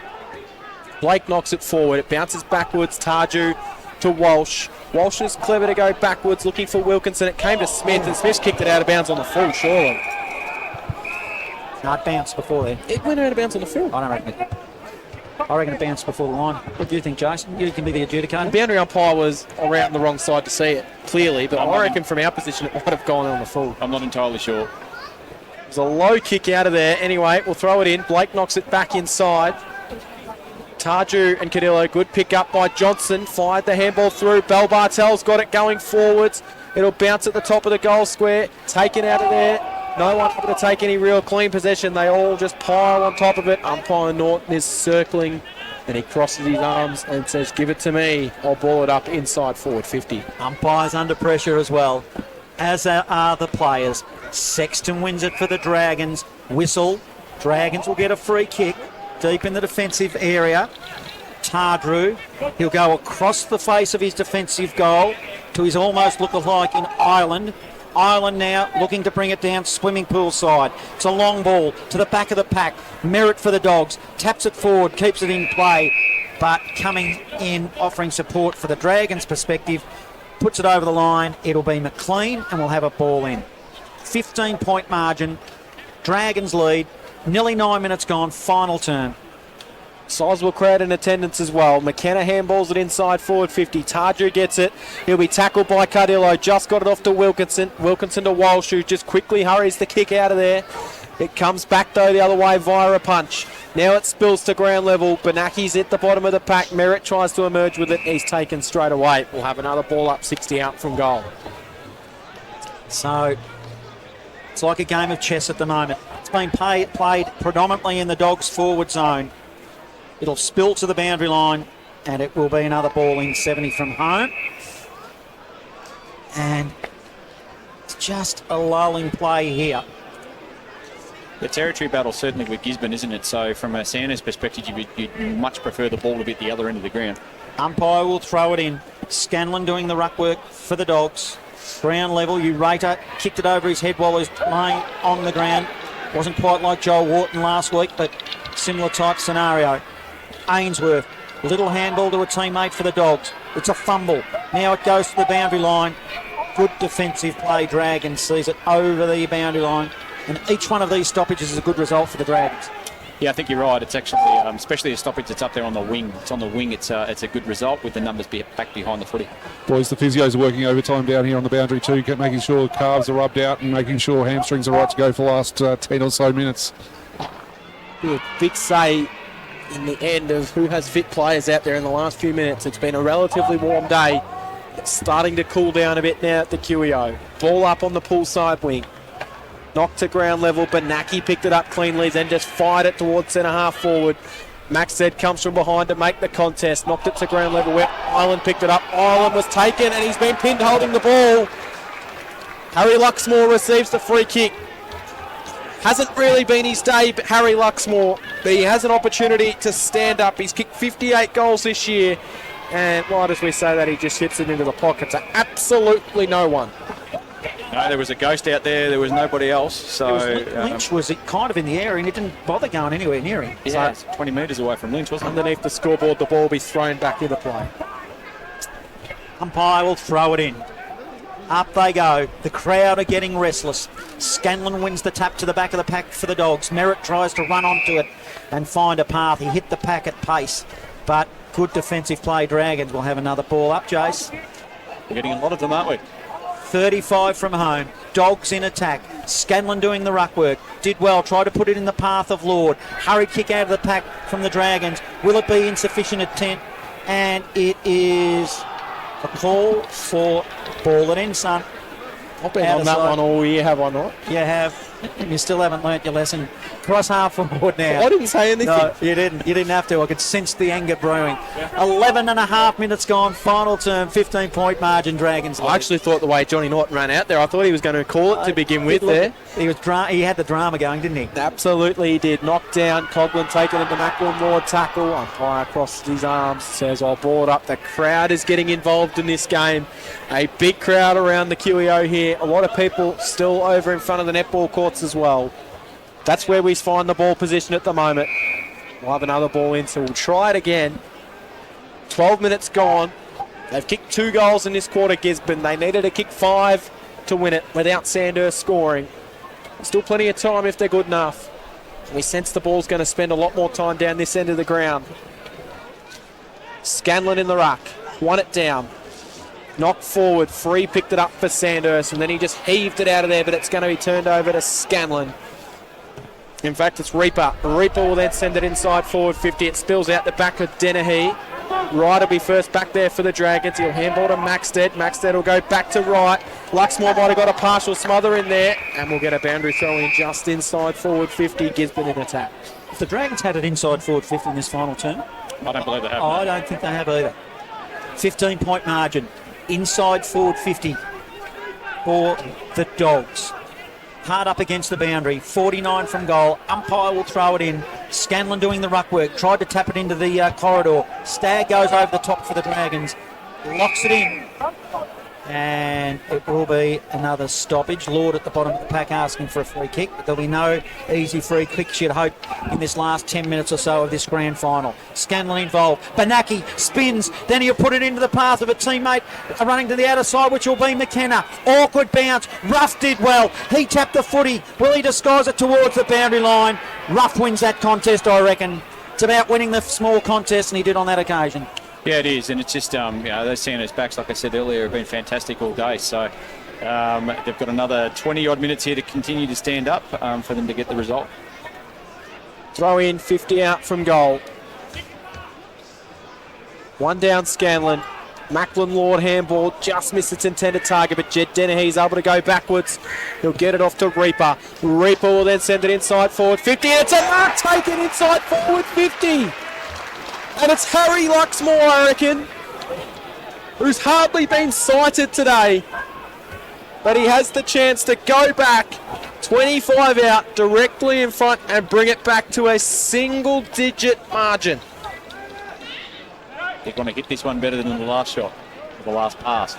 Pressure. It hasn't been his day, but he has a chance to make all that not count for anything. Harry Luxmore, 25 out directly in front. Stats it, but he kicks the goal. 8-4-52, plays 9-7-61. Score sponsor Bendigo City Framers. Local footy lives at Fresh Bendigo. And here come the Bulldogs. Yeah, you're right, Cam. They are coming. They're coming really hard. And it's just a territory game, isn't it? So footy at the moment is momentum and territory, and both those things are in Gisborne's favour. So hang in, 9 points the difference, 15 minutes to go. Big last quarter. Dragons need to do what they did best for 3 quarters. I sense they've gone into their shells a bit, Jace. Yeah, it feels that way. Umpire Carter throws it in the air. Blake wins it, puts it down the throat of Lord. Lord of the Dogs runs his measure. He'll go inside forward 50. He'll be looking for McKenna. Got caught behind. Maxted floats in front of the pack. He'll just spread it wide now. Gives it to Smith. That he does. Cooper Smith. Kobe Maxted definitely playing as the loose player in defence for Sandhurst. He'll get the kick back from Smith, and then he'll switch it out to the far side underneath the scoreboard for Ruff. Ruff gets it and runs his allotment before chipping a kick down the line. It wasn't his greatest kick, but it's picked up by the Dragons through Mills. Mills on the right. He hit it off the side of the boot, but it might work out okay. Chronic got it, gave it to Ureta. Ureta to Coughlin. James Coughlin will have a bounce. He'll then send it inside forward 50. Big moment for this one. Taken absolute specky. And the mark's been paid. Not sure how much he had on it, but he got a ride, did Fergus Green, and he took the grab. And this will be a massive blow in Gisborne's comeback pursuit. 30 out, directly in front. I think you get points for the fly. I'm not sure he held it all the way down, but it certainly was a good pack. Well, Gary Ablett got paid a mark, one did, mark of the year. Yeah. I reckon he had enough of it. Give him the drama. Two shots on goal for Fergus Green. One behind, one out of bounds on the full. Kenny kicked one in the final quarter on the right, directly in front, and that is an absolute shank. He hangs it to the left, and I tell you what, if that doesn't make the Gisborne supporters that little bit more, the Sandhurst supporters a little bit more nervous, then I don't know what will. Spear will bring the ball back into play. It's a 10-point margin, 17 goal in final quarter. Plays on for the Dogs. Kicks it beyond 50. Looks broadcast side. Jed Dennehy takes a nice contested mark in front. Short pass forward 30 metres. Hits Dylan Johnson of the Dogs. Defensive side of centre wing. 15 metres in from the boundary line. Broadcast side. Kicks it forward. Poor kick. Put Lynch under pressure. Wilkinson did well. Lynch was very good. By hand. Tried to give it to Johnson. Another turnover. Turnover after turnover again. Pressure moment. And the boundary line wins just momentarily, and we'll have a ball in 10-point margin. The Gisborne Bulldogs trail. Those turnovers are going to continue to come. Gisborne need to keep the ball in motion, and that's exactly what they're trying to do. And naturally, when you're doing that, you're going to get a few errors that come. Curnow into the ruck. Against Blake. Blake will get there first. He'll double fist it down to Lakey. Lakey handballed it into his own head somehow. Coughlin gets it around the body, sends it towards Green. Diving in, couldn't quite take the mark. It spills out to Eureka. Eureka will send it inside forward 50, looking for Joel Wharton, but it should bounce favourably for Gisborne. Tracking back after it for the Dogs will be Shapano. He's going to knock it towards the boundary line. He has a teammate over there, and they're happy to see it over. That's probably a win, I reckon, for Gisborne. Out of bounds, but we're just slowly starting to get to where the time will become their enemy, Johnny. It's a 10-point lead, 18 minutes gone in the last quarter of the season for 2024. Dragons in attack. You reckon it might snuff out the Dogs if they can hit the scoreboard. Walsh gets the footy of the Dragons. Awkward ball. It goes high. Green was the target. Spear mopped up quickly for the Dogs. Send it long beyond 50. The bounce is awkward. Connick taps it towards the boundary line. And on the true centre wing position, swimming pool side, we'll have a ball in. We're just about to hit red time. A 10-point margin, Dragons lead. Quickly thrown in. Blake got there first, won it down. Curnow lays a strong tackle. Umpire crosses his arms, says, I'll ball it up. By Jack Anderson.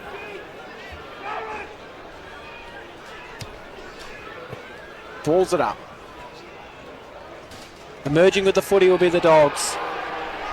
And a free kick for a high tackle is going to go the way of Brad Benaki. So free kick Benaki. This will give Gisborne a chance to send it up towards centre half forward. McKenna comes diving in, couldn't quite take the mark. The kick was at his ankles. And he slides over the boundary line, ball in hand. Boundary throw in 55 metres out from goal. We're just about to hit that 20th minute, and they still trail by 10 points. A 2-kick margin. Blake taps it nicely. Spear was his target. Lakey was there as well. They'll turn it over. Green, handball forward. Walsh getting involved. Handball. Oh, it's all right. Eureka has come to... It's a fresh airy. You'd be counted as a shot if you're playing golf. Gets a free kick for Heights. And gets a free kick. Eureka now. Outer side wing. Short pass, 20 metres. Spreads it further wide to Connick. Connick now, who's been good this afternoon, hard up against the boundary line. True centre wing position, swimming pool side, long kick forward. They'll set themselves in the pack. It's a mark that's been claimed, and the mark has been taken by Ryan Burke of the Dogs. So he quickly plays on. He'll send it down the pool side wing. Ball gets to the back of the pack. Connick will be first back, but it'll also get over the boundary line. Plenty of people. I wouldn't imagine anyone's left just yet from this game. 10 points, 20 minutes gone. There probably is another 10 minutes to go in this one. The last quarter went for 33 minutes, Johnny. So a lot of goals, a lot of stoppages, though. Yes, you're right. This quarter, Curnow gets the clearance, sends it up the line, straight to Liam Spear. Spear handballs over his head, missed the handball, but they'll come and clear it up. It'll be Normington back to Spear. Spear gets to Gray, who was going back with the flight of the ball, and Jared Lynch, I should say, takes the mark. He'll then clear the kick out wide. It bounces off the chest of Shapano, but Dennehy's there to recover it. He can give the handball, decides to go with a kick even further forward, and it's a downfield free kick. What's going on here? Played it against Frank Shapano from behind the play, and for a shepherd that was on Wharton, in my opinion. I don't believe that was high at all. I think that's pretty stiff. So Joel Wharton's going to receive a free kick. Not sure what's going on there, but that has really deflated the things here at the QEO. So Wharton will send it inside forward 50. Goes looking for Tarju. Spills to the front of the pack. McLean will see it over the boundary line. Did you see what happened down there at ground level, Michael? Yeah, I did. It was a shepherd that came above the shoulder, and that's why the doctor went running out there to check on him, just to make sure he's okay. So the ball, the shepherd came up over the shoulder, and that was a free kick against. Umpire throws it in now. Normington wins it. Shapano getting involved, and Reaper. Reaper will kick it long to the wing now. Wilkinson, did he try to claim a mark? And it will be no free kick, it'll be a stoppage. So on true centre wing, broadcast side, in front of a big crowd, with there's big crowds on both sides wings, to be honest. Blake wins the tap. He tapped it straight to Coglan of the Dragons, but that was a turnover. It was a short kick, 15 metres. Jed Danahy now looks to go dangerously corridor. It might come off. Spear try. In fact, it might have been smothered. Spear tries to claim a mark, but just forward of the centre in attack, Sandhurst will have a ball up. Got to take some risks, but I'm not sure that's one. I reckon the way the ball spun, it was definitely off hands. As Tarju gets it, handballs to Carraher, time ticks away, inside forward 50 they go. Eureka at the front of the pack, they knock it forward, the Dragons. It'll come to Green. Green will fire at goalwards, and Fergus Green kicks the goal that may just see the premiership come to Sandhurst. And he's taken off like he's a horse running down the last 100 metres at the straight at Caulfield on a Saturday afternoon. They won't catch him. And it is 10-8, 68 to 8-4, 52. There was 23 minutes gone in the final quarter. Score sponsor Parsons Towings in Castlemaine. I'm not sure I'm prepared to call it yet, Cam. I think that ball back in the middle is actually going to give Gisborne an opportunity here to take it forward again. So Sandhurst has been able to maintain the ball in their forward 50 there. I think that's in a good spot. It's out to a 3-kick margin though. We're at 24 minutes in the final term. Lord will win it for the Dogs out of the middle. It'll go inside forward 50 now. Good defensive work, Dragons. They were always going to kill that footy. Island at the bottom of the pack. And 40 from goal. Gisborne in attack. Trail 52 to 68. 24 minutes gone. Final term. Grand final footy lives at Fresh Bendigo. Throw in. Merritt charges through. Coglan's at the bottom of the pack. Umpire crosses his arms and says, I'll ball it up. I reckon they might have just about done enough, Jace. I think so. Knock down Danahy. Free kick is going to go the way of Gisborne. Take that back. That's a big free kick. A score out of this opportunity. Didn't see what it was for, but it's been given off to Macklin Lord. He'll then send it inside forward 50, and McKenna comes out and marks on the chest. He'll go back 40 out, not too much of an angle to deal with. Almost in line with that right-hand goalpost on a 45-degree angle, Johnny.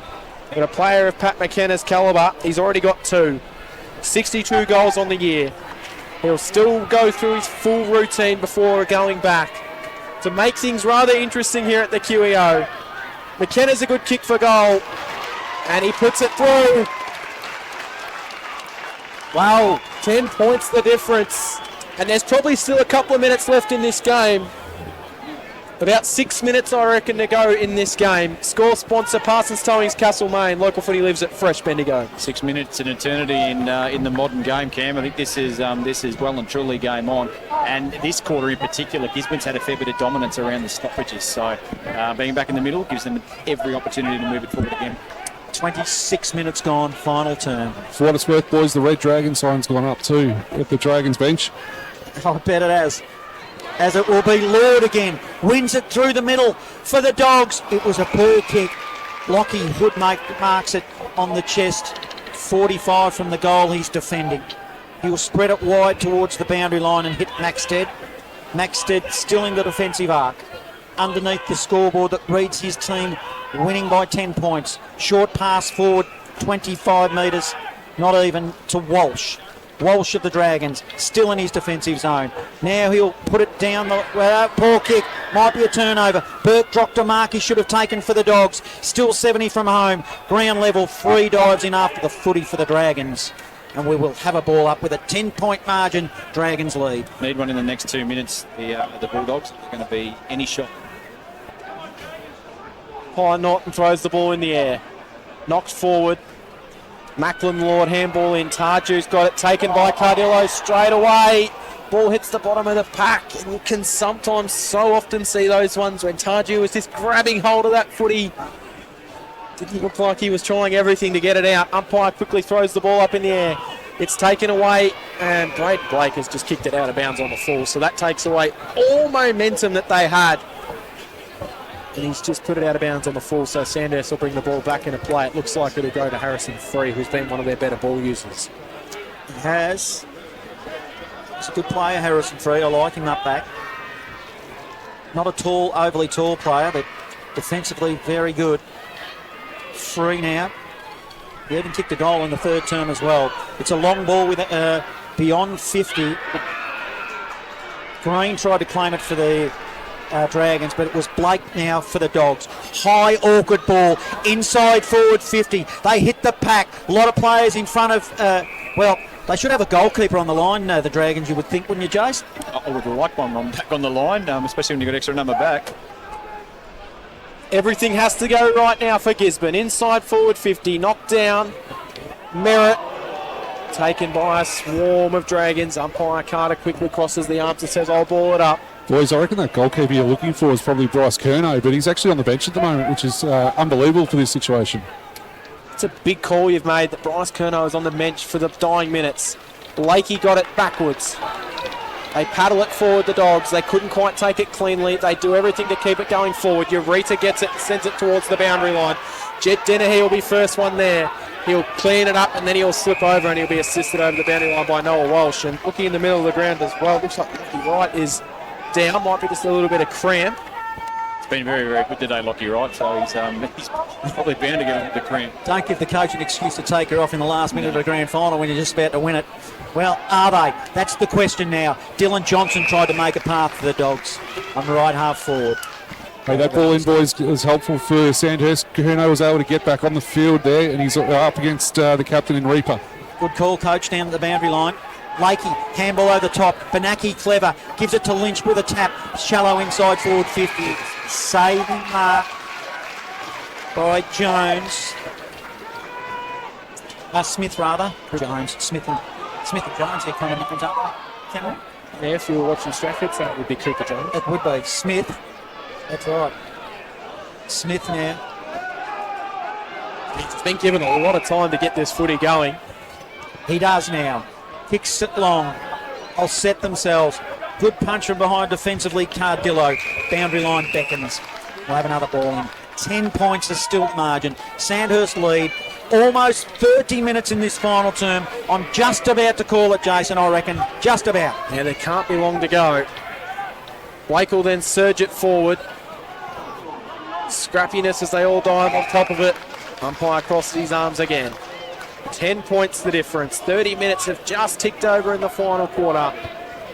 There can't be long left. It's got to go perfectly for the Dogs. Blake takes it out of the ruck. Handball forward. Here's a chance for Macklin Lord. Didn't sit for him. Cooper Smith handball. Missed Darcy Mills. Reaper came out. Curnow on the ground will just clear the kick and it'll end up into the chest of Dayton Eureka. And that's why you have players like Bryce Curnow on the ground in these situations. It was well called by Michael Van Drosser before. Although the kick from Eureka put a little bit of pressure on its intended target. And Nick Stagg will be at the bottom of the pack being tackled. He'll take his time getting up. In fact, it's Harrison Free at the bottom of the pack. So ball up right in front of us, broadcast position. Gisborne have to score off this stoppage. Umpire Norton throws it in the air. Blake, one-handed, grabbed it out, slammed it on the boot, put it shallow inside forward 50. Jake McLean going to be pinged. Brave call by umpire Johnny Norton. Who was there? So he can't muck around. Free kick is with James Gray. He's kicked how many goals on the season? 10. 10 goals. James Gray kicks a goal right on the 31-minute and 20-second mark. Scoreboard sponsor Don Smallgoods is Don is good. We're under a kick now It is Gisborne 10-4-64, 10-8-68 Dragons, 4-point margin. Sandhurst have had 2 extra players back behind the ball. I think they need to get an extra 3 at least back behind the ball now to actually stop this momentum. Big centre stoppage here. It can't be long to go. Understand this at just under 2 minutes, boys. Here we go. Noah Walsh will win the clearance for the Dragons. He'll fire it wide, but the only player out there will be Spear. Spear gets it. He'll send it down the pool side wing. Needs someone to fly. Curnow might have fisted his own teammate going for the ball. It'll bounce towards the boundary line. They keep it alive. Lakey takes it across the boundary line. Boundary throw in, centre wing position. As we tick down, and it is well and truly game on. Who will win the premiership? We just do not know, Johnny Hunter. It's on the wing, 4-point margin. Sandhurst lead, 32 minutes and 30 seconds in this grand final. Stoppage. Ball up, suits Sandhurst. Just marginally forward of centre wing. Left half forward. A good 2 kicks from goal for the Dogs. Johnson will win it for the Dogs. It's a long kick. High ball. Inside forward 50. They hit the pack. Brown level. They're calling for a free kick, Dogs. Won't get it. Stoppage inside forward 50. Dogs in attack. Geez, you're not going to have an umpire call a free kick in that situation, I wouldn't reckon. Everyone's nervous here at the QEO. Crowds are going wild. There can't be long to go. Free kick going the way of Sandhurst. But Sexton's free kick. He won the hit out. So Sexton receives a free kick for a ruck infringement in the last line of defence. In what might be the last minute of the game. He'll wheel the kick down the pool side wing. Big mark taken. Fergus Green on the wing. That's a big moment in the grand final. Fergus Green will just go backwards to Curnow. He goes back 30. And I reckon they're just going to run the clock down. In his defensive zone. Curnow, 20-metre kick forward. Hits Ureta. Ureta, don't worry about your calf now, son. He's had a big moment. He's had a big quarter. He's on a half-back, hard up against the boundary line. It's true centre wing. Swimming pool side. Big pack of players.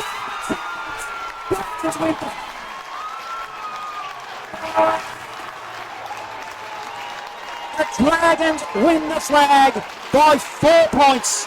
68-64. The ball was on true centre wing, and have a look at him go, Jason Stevens. Yeah, it's fantastic moment for a Sandhurst. Sandhurst supporter and player. That's a cracking grand final that we've witnessed, and feel a little bit for the Gisborne boys have thrown everything at it last week. They've gone absolutely bonkers here at the QEO. They've just let everyone come steaming onto the ground.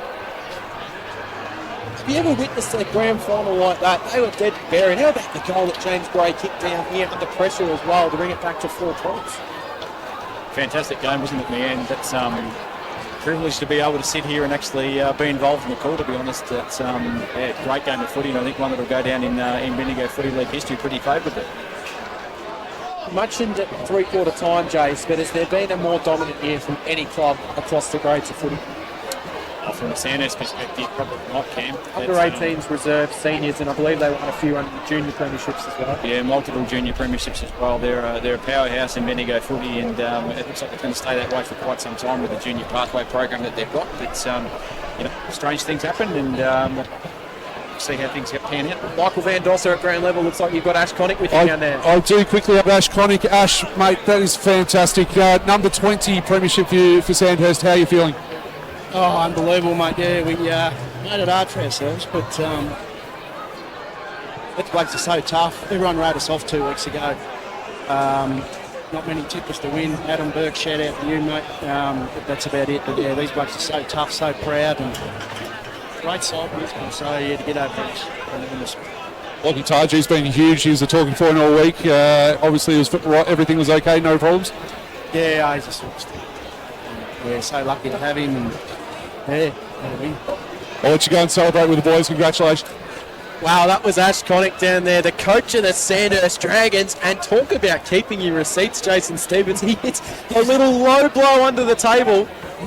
No, he did, and he's probably to be honest, I thought coming in I gave Sandhurst an opportunity, but I think that's the defeat against Gisborne in the semi-final. It's probably swung a lot of people their way, but they've had a fantastic year, Sandhurst. We've said a lot through our calls throughout the year. There's been a 1A and a 1B seed, and Sandhurst has been in that equation from round 2 that I'm aware of. I sat in this commentary box at round 2 with you two fellas, and we talked about that, and they've been there all the way through. Credit to them, they get the result at the end. Jeez, I'm glad he wasn't listening to me pre-game, Johnny Hunter, because I certainly was one that didn't tip Sandhurst today. No, you were right off the can, but look, probably rightly so to a certain degree. Not being right off them, but the way that Gisborne had performed in the previous final. But the response as a club from Sandhurst is what has impressed me, and I just felt right from the word go that they were on stage. That was probably. And it went right through for the 4 quarters. The only trap they nearly fell in late in the game, and not so late even, it was at the start of that 3rd quarter to put Kobe Maxted down back. It was obviously they had a defensive mindset, which nearly worked against them. It didn't, but they won. So winners are grinners, and the rest, they can just please themselves. That's exactly right. Yeah, no, not to worry about who wrote what in the paper or anything now. It's all done, and Sandhurst is victorious. But yeah, I think you're right. I think Michael mentioned in the call that the red dragon sign went up. From my side, I think the red dragon sign went up at the start of that 3rd quarter. Probably went up a little bit too early. But look, credit to them. They've got the result, and no one's going to care about the 4-point margin. It doesn't matter on grand final day. There's only one team that holds up the cup, and that's Sandhurst this year. Who do you see as the better couple of players on the ground today, Jason Stevens? If you were handing out an award, who would you be looking at giving it to? I shout out for both backlines. I think both backlines were fantastic. Gisborne point of view and Sandhurst point of view. If I was to give a 3-2-1, my 3-2-1 would have been Lockie Tardrew. I thought he was brilliant from start to finish. Impactful with all of his touches. I like Lockie Wright across halfback for Sandhurst as well, and probably a shout out from a Gisborne perspective, who really rallied back late. But I thought in the first 3 quarters, Liam Spear across halfback was there from start to finish. I thought he was pretty competitive. Jace, if you were, Johnny Hunter, who would you been giving your votes to? Are you talking from a game perspective, or? Well, look. At the death there were some players that really came into the game that probably should come into calculations. But at the end of the day, I think the 3 votes to Lockie Tardrew, and I'll do it for the 2nd time this afternoon. I'll apologise and say that I was wrong, Jason.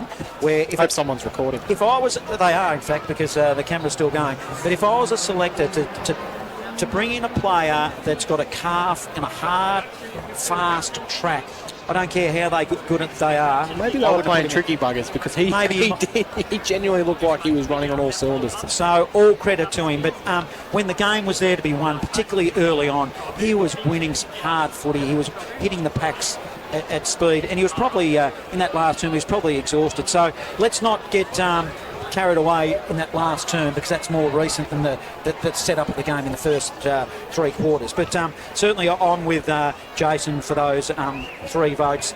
I really enjoyed the game of some of the lesser likes of Sandon, and they're not really lesser likes anymore. You mentioned Wright, but players like Connick, really good. Ureta, I thought, came into the game. He certainly had a 4-quarter performance, I reckon, and he got stronger, don't you? I'm looking at Jason, I'm looking at the coach, but you must have been in a different game, I think. His first quarter and his last quarter were good. I thought he drifted out of the game a bit in the 2nd and 3rd quarter, though.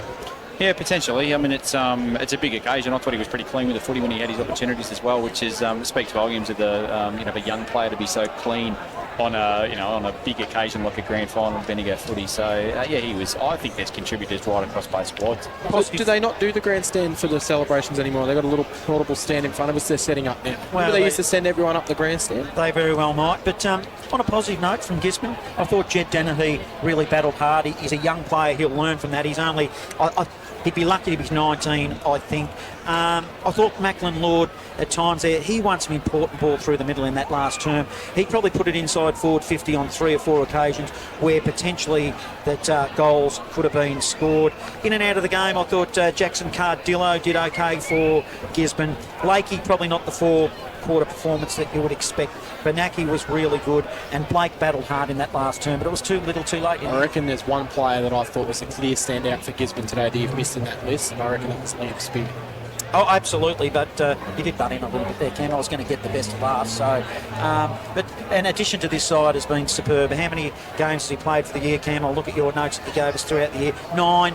He was sunning himself in France, Italy, wherever he was, then comes and almost pinches the premiership. But at the end of the day, Sandhurst Dragons, they're premiers. That they are, and it was an unbelievable way to win it. I heard Ash Connick say we made it hard for ourselves, and geez, they make it hard for themselves.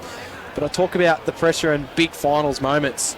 Fergus Green misses a set shot from 25 metres out directly in front, but then he kicks one on the run not that long later. Symptomatic of their season. It's just, yeah. How many times have we seen that? Ferg misses a shot that we thought, we mark it down, we think it's sort of home, and then they end up responding after it. He ends the year with 83 goals. I'd love to see how many behinds he kicked this year. He could have easily kicked 100 goals this year, I reckon, because I know for sure, I probably could name 17 shots at goal we've seen just from him this year where you'd almost penciled it him in and he's just either kicked it to the right or to the left, and it's been a superb year for him.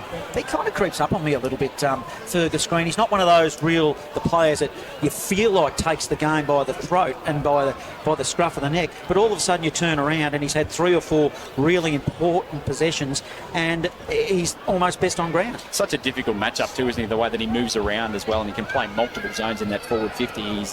He's mobile, he attacks it so well in the air. He took a couple of really good marks. That late one on the full side wing was fantastic, just a big contested mark. The one that he had the set shot with, maybe he didn't hold it long enough, but it was paid a mark. 2 really good contested marks in the last quarter. Certainly puts his stamp on the game. Do you know, you've got to sense the moment, feel the moment. I thought maybe technically... Boys? Yes, go ahead. Sorry, boys, to interrupt. I just got Fergus Green here. I could ask him himself. No, but Fergus, congratulations. That's a fantastic result. Yeah, it's my career, 14-year-old, really showing this is the pinnacle. To Dad's number to do it, has to do it for Alice. It's really it's just such a good win. Yeah. I was going to say there is a few tears being shed at the moment. It is obviously a really big one for the club. Yeah, I think it's fair to say a lot of people didn't back us in this week. Internally, we thought if we could put in a performance like we did against Stratham last quarter last week, why can't we win it? So, to get the points, to get the medal, it's everything, mate. How was that grab late in that last quarter? Yeah, look, I probably needed to during the game and just needed to have a moment, and that's all footy is. It's just like Lockie Tardrew. It's now one of the best players of it. Personally, you finished with 83 goals for the season. You feel like it's good for yourself? Yeah, look, I wasn't coming in with any goals except for this flag. So and that was an added bonus. It's all year. Finished with a few, but I think I said it at the Mickelson medal. Kobe Maxted, the amount of work he does, he doesn't get enough credit. I saw the Benny O'Addy put him as an underrated player, mate. Internally, he's probably our second best player.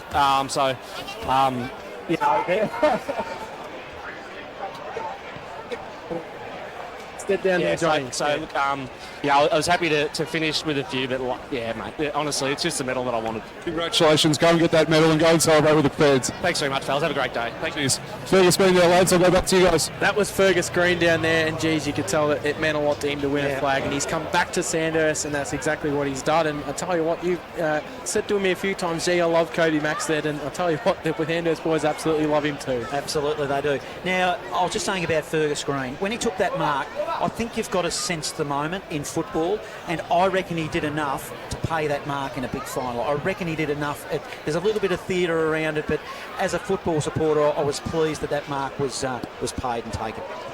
I think it's nice too to hear there from Ferg too how much it actually means to the Sandhurst players. They've had a big year with the loss of Danny Ellis that we've seen sort of highlighted through the year as well.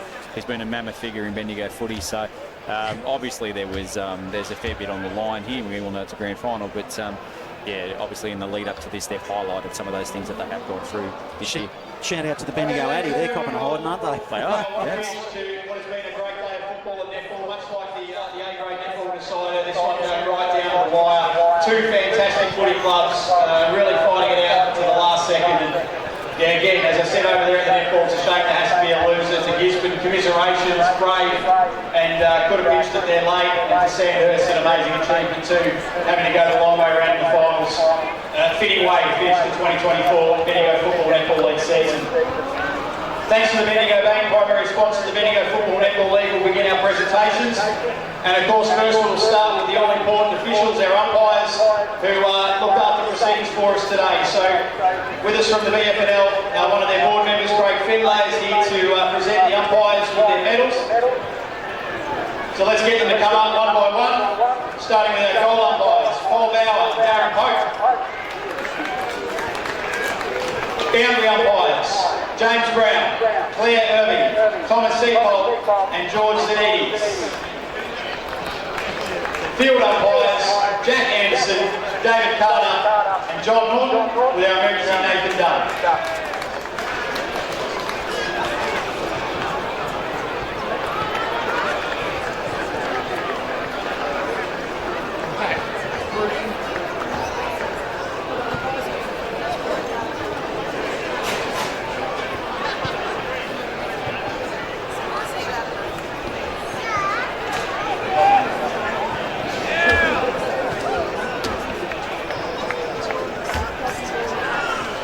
Once again, a big thank you to our officials, not just for today, but right across the season. Imperative that we had strong competition with good umpires, and we certainly had that right throughout the final series.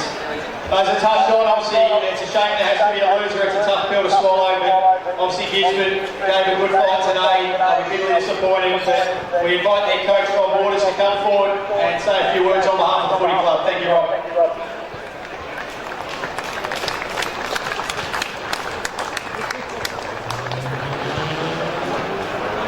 Just to Ash and Doug and obviously Lockie, fantastic of you guys. I thought we had a good chance today. We owned much of the second quarter, dominated our third quarter, and you proved this year what a great team you are, especially to have three premiership under-18 reserves, and such a credit to you guys in coaching and our footy club. So congratulations guys, enjoyed the next couple of weeks. To our boys, it bloody hurts. We know that. It's going to hurt more in a couple of weeks, but let's bottle that up and at least have the preseason next year and take it into the final season for 2025. Thank you, Rob. Rob Waters, coach of the Gisborne Footy Club. Okay, now time to announce our Melbourne medalists. This has been selected by the team of Fresh FM. I invite Andrew Membry to come up onto the stage, a representative here of the Nolan family, and the recipient for the 2024 BFNL Senior Grand Final from Sandhurst. The skipper, number 14, Lachlan Tardrew.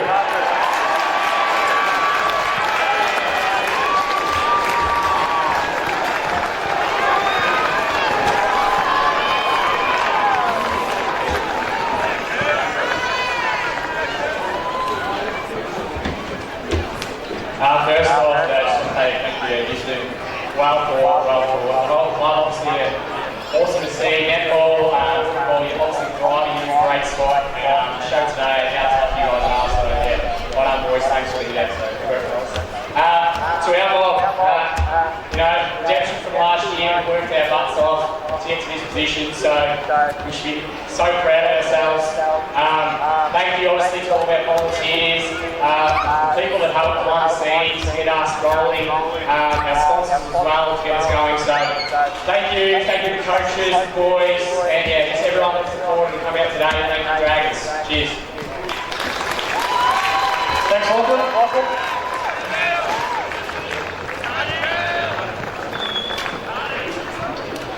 Now to the WorkSafe AFL Victoria medal. Invite Cameron Tomlins to come forward from AFL Victoria to award this. Our 2024 recipient from Sandhurst. Good day to be a Lachlan, number 15, Lachlan Wright.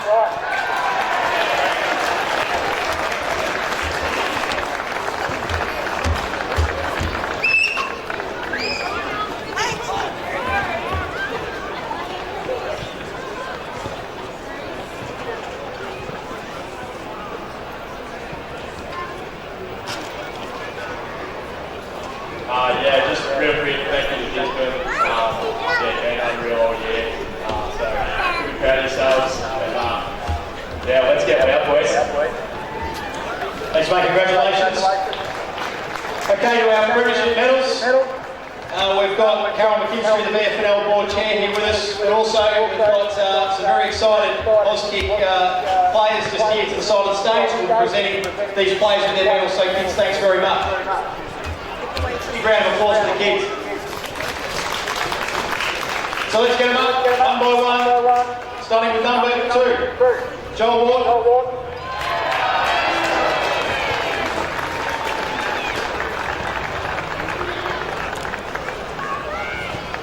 Number 4, Kogan Maxted.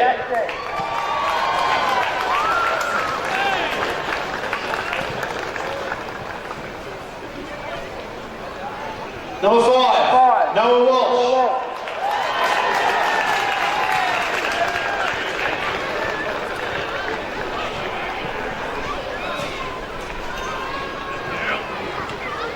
Number 6, Fergus Green.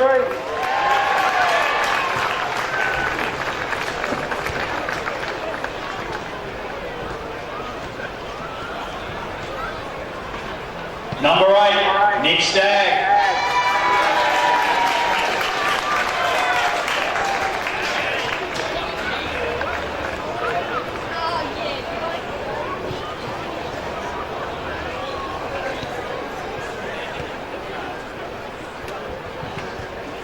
Number 9, Harrison Free.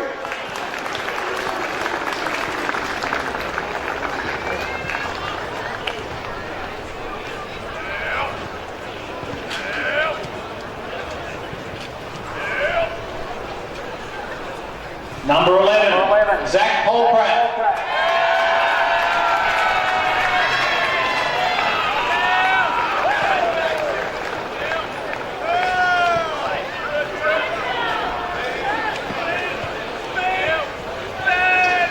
Number 12, Isaac Carraher.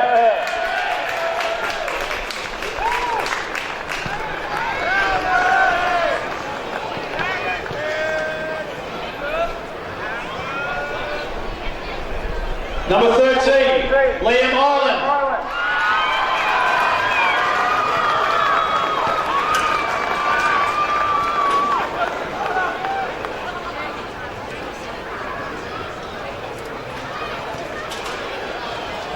Number 15, Lachlan Wright.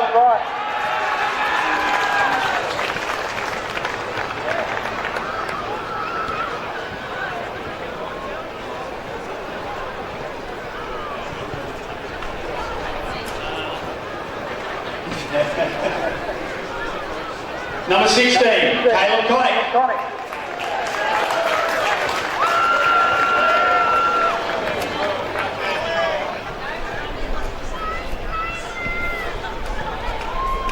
Number 17, Jake McLean.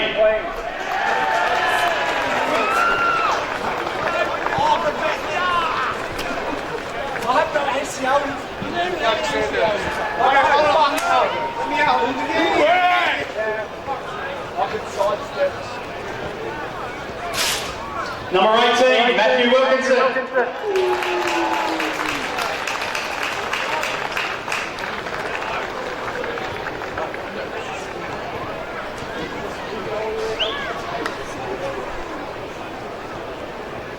Number 20, Isaac Ruff.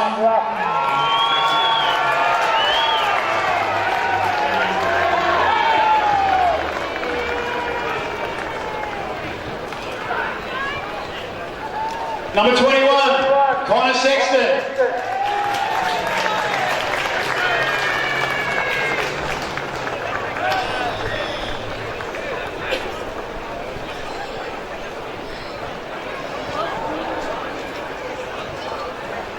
Number 22, Lockie Hood.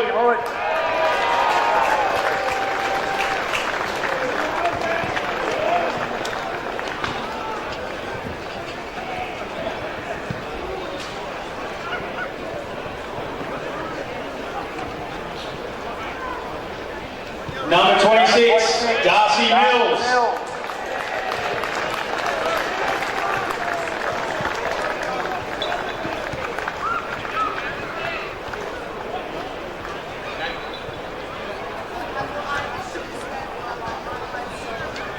Number 28, Cooper Smith.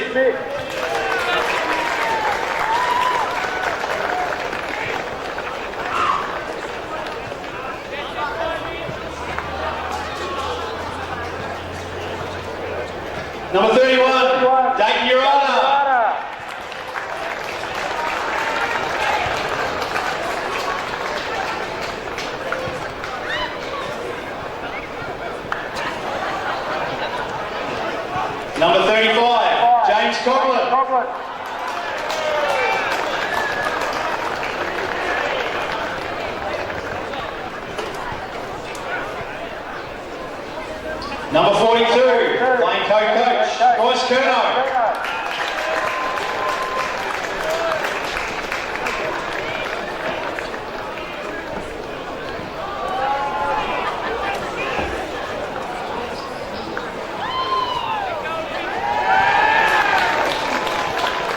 And number 14, the captain, Lachlan Tardrew.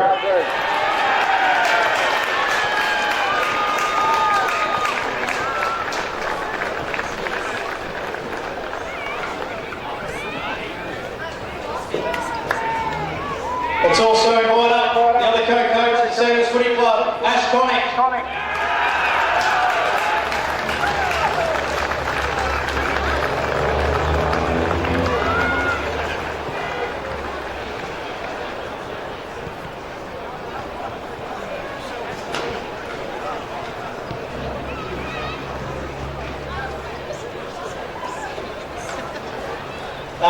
Thanks for rolling the boys. Rob's a class act. Great for the side. We had to bring absolutely everything to compete with you guys. And we're so glad we got over the line. That you gave us a massive scare and well led by Rich. You're a quality footy club. We respect you so much. It's tough to swallow. We did it last year, but you're a very tight group and you guys will go to be competitive. So well done, guys. Our boys, so proud. We've worked for a long time for this. Had to go through a fair bit after losing last year, and we thought we did a lot right. Belted in the second semi. Everyone wrote us off. You guys have got great character and make Bryce and my job so easy. So I love you guys. Thanks to the footy club, Mark and the committee. Great man to help us, and this one's for Danny.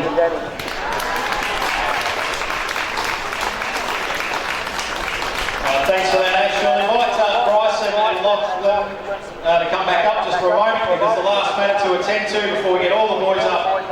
Thanks to our great friends at Bendigo Advertiser, presentation of the Bendigo Advertiser Premiership Cup from Carol McKinstry to your 2024 BFNL Senior Premiers, the Sandhurst Footy Club.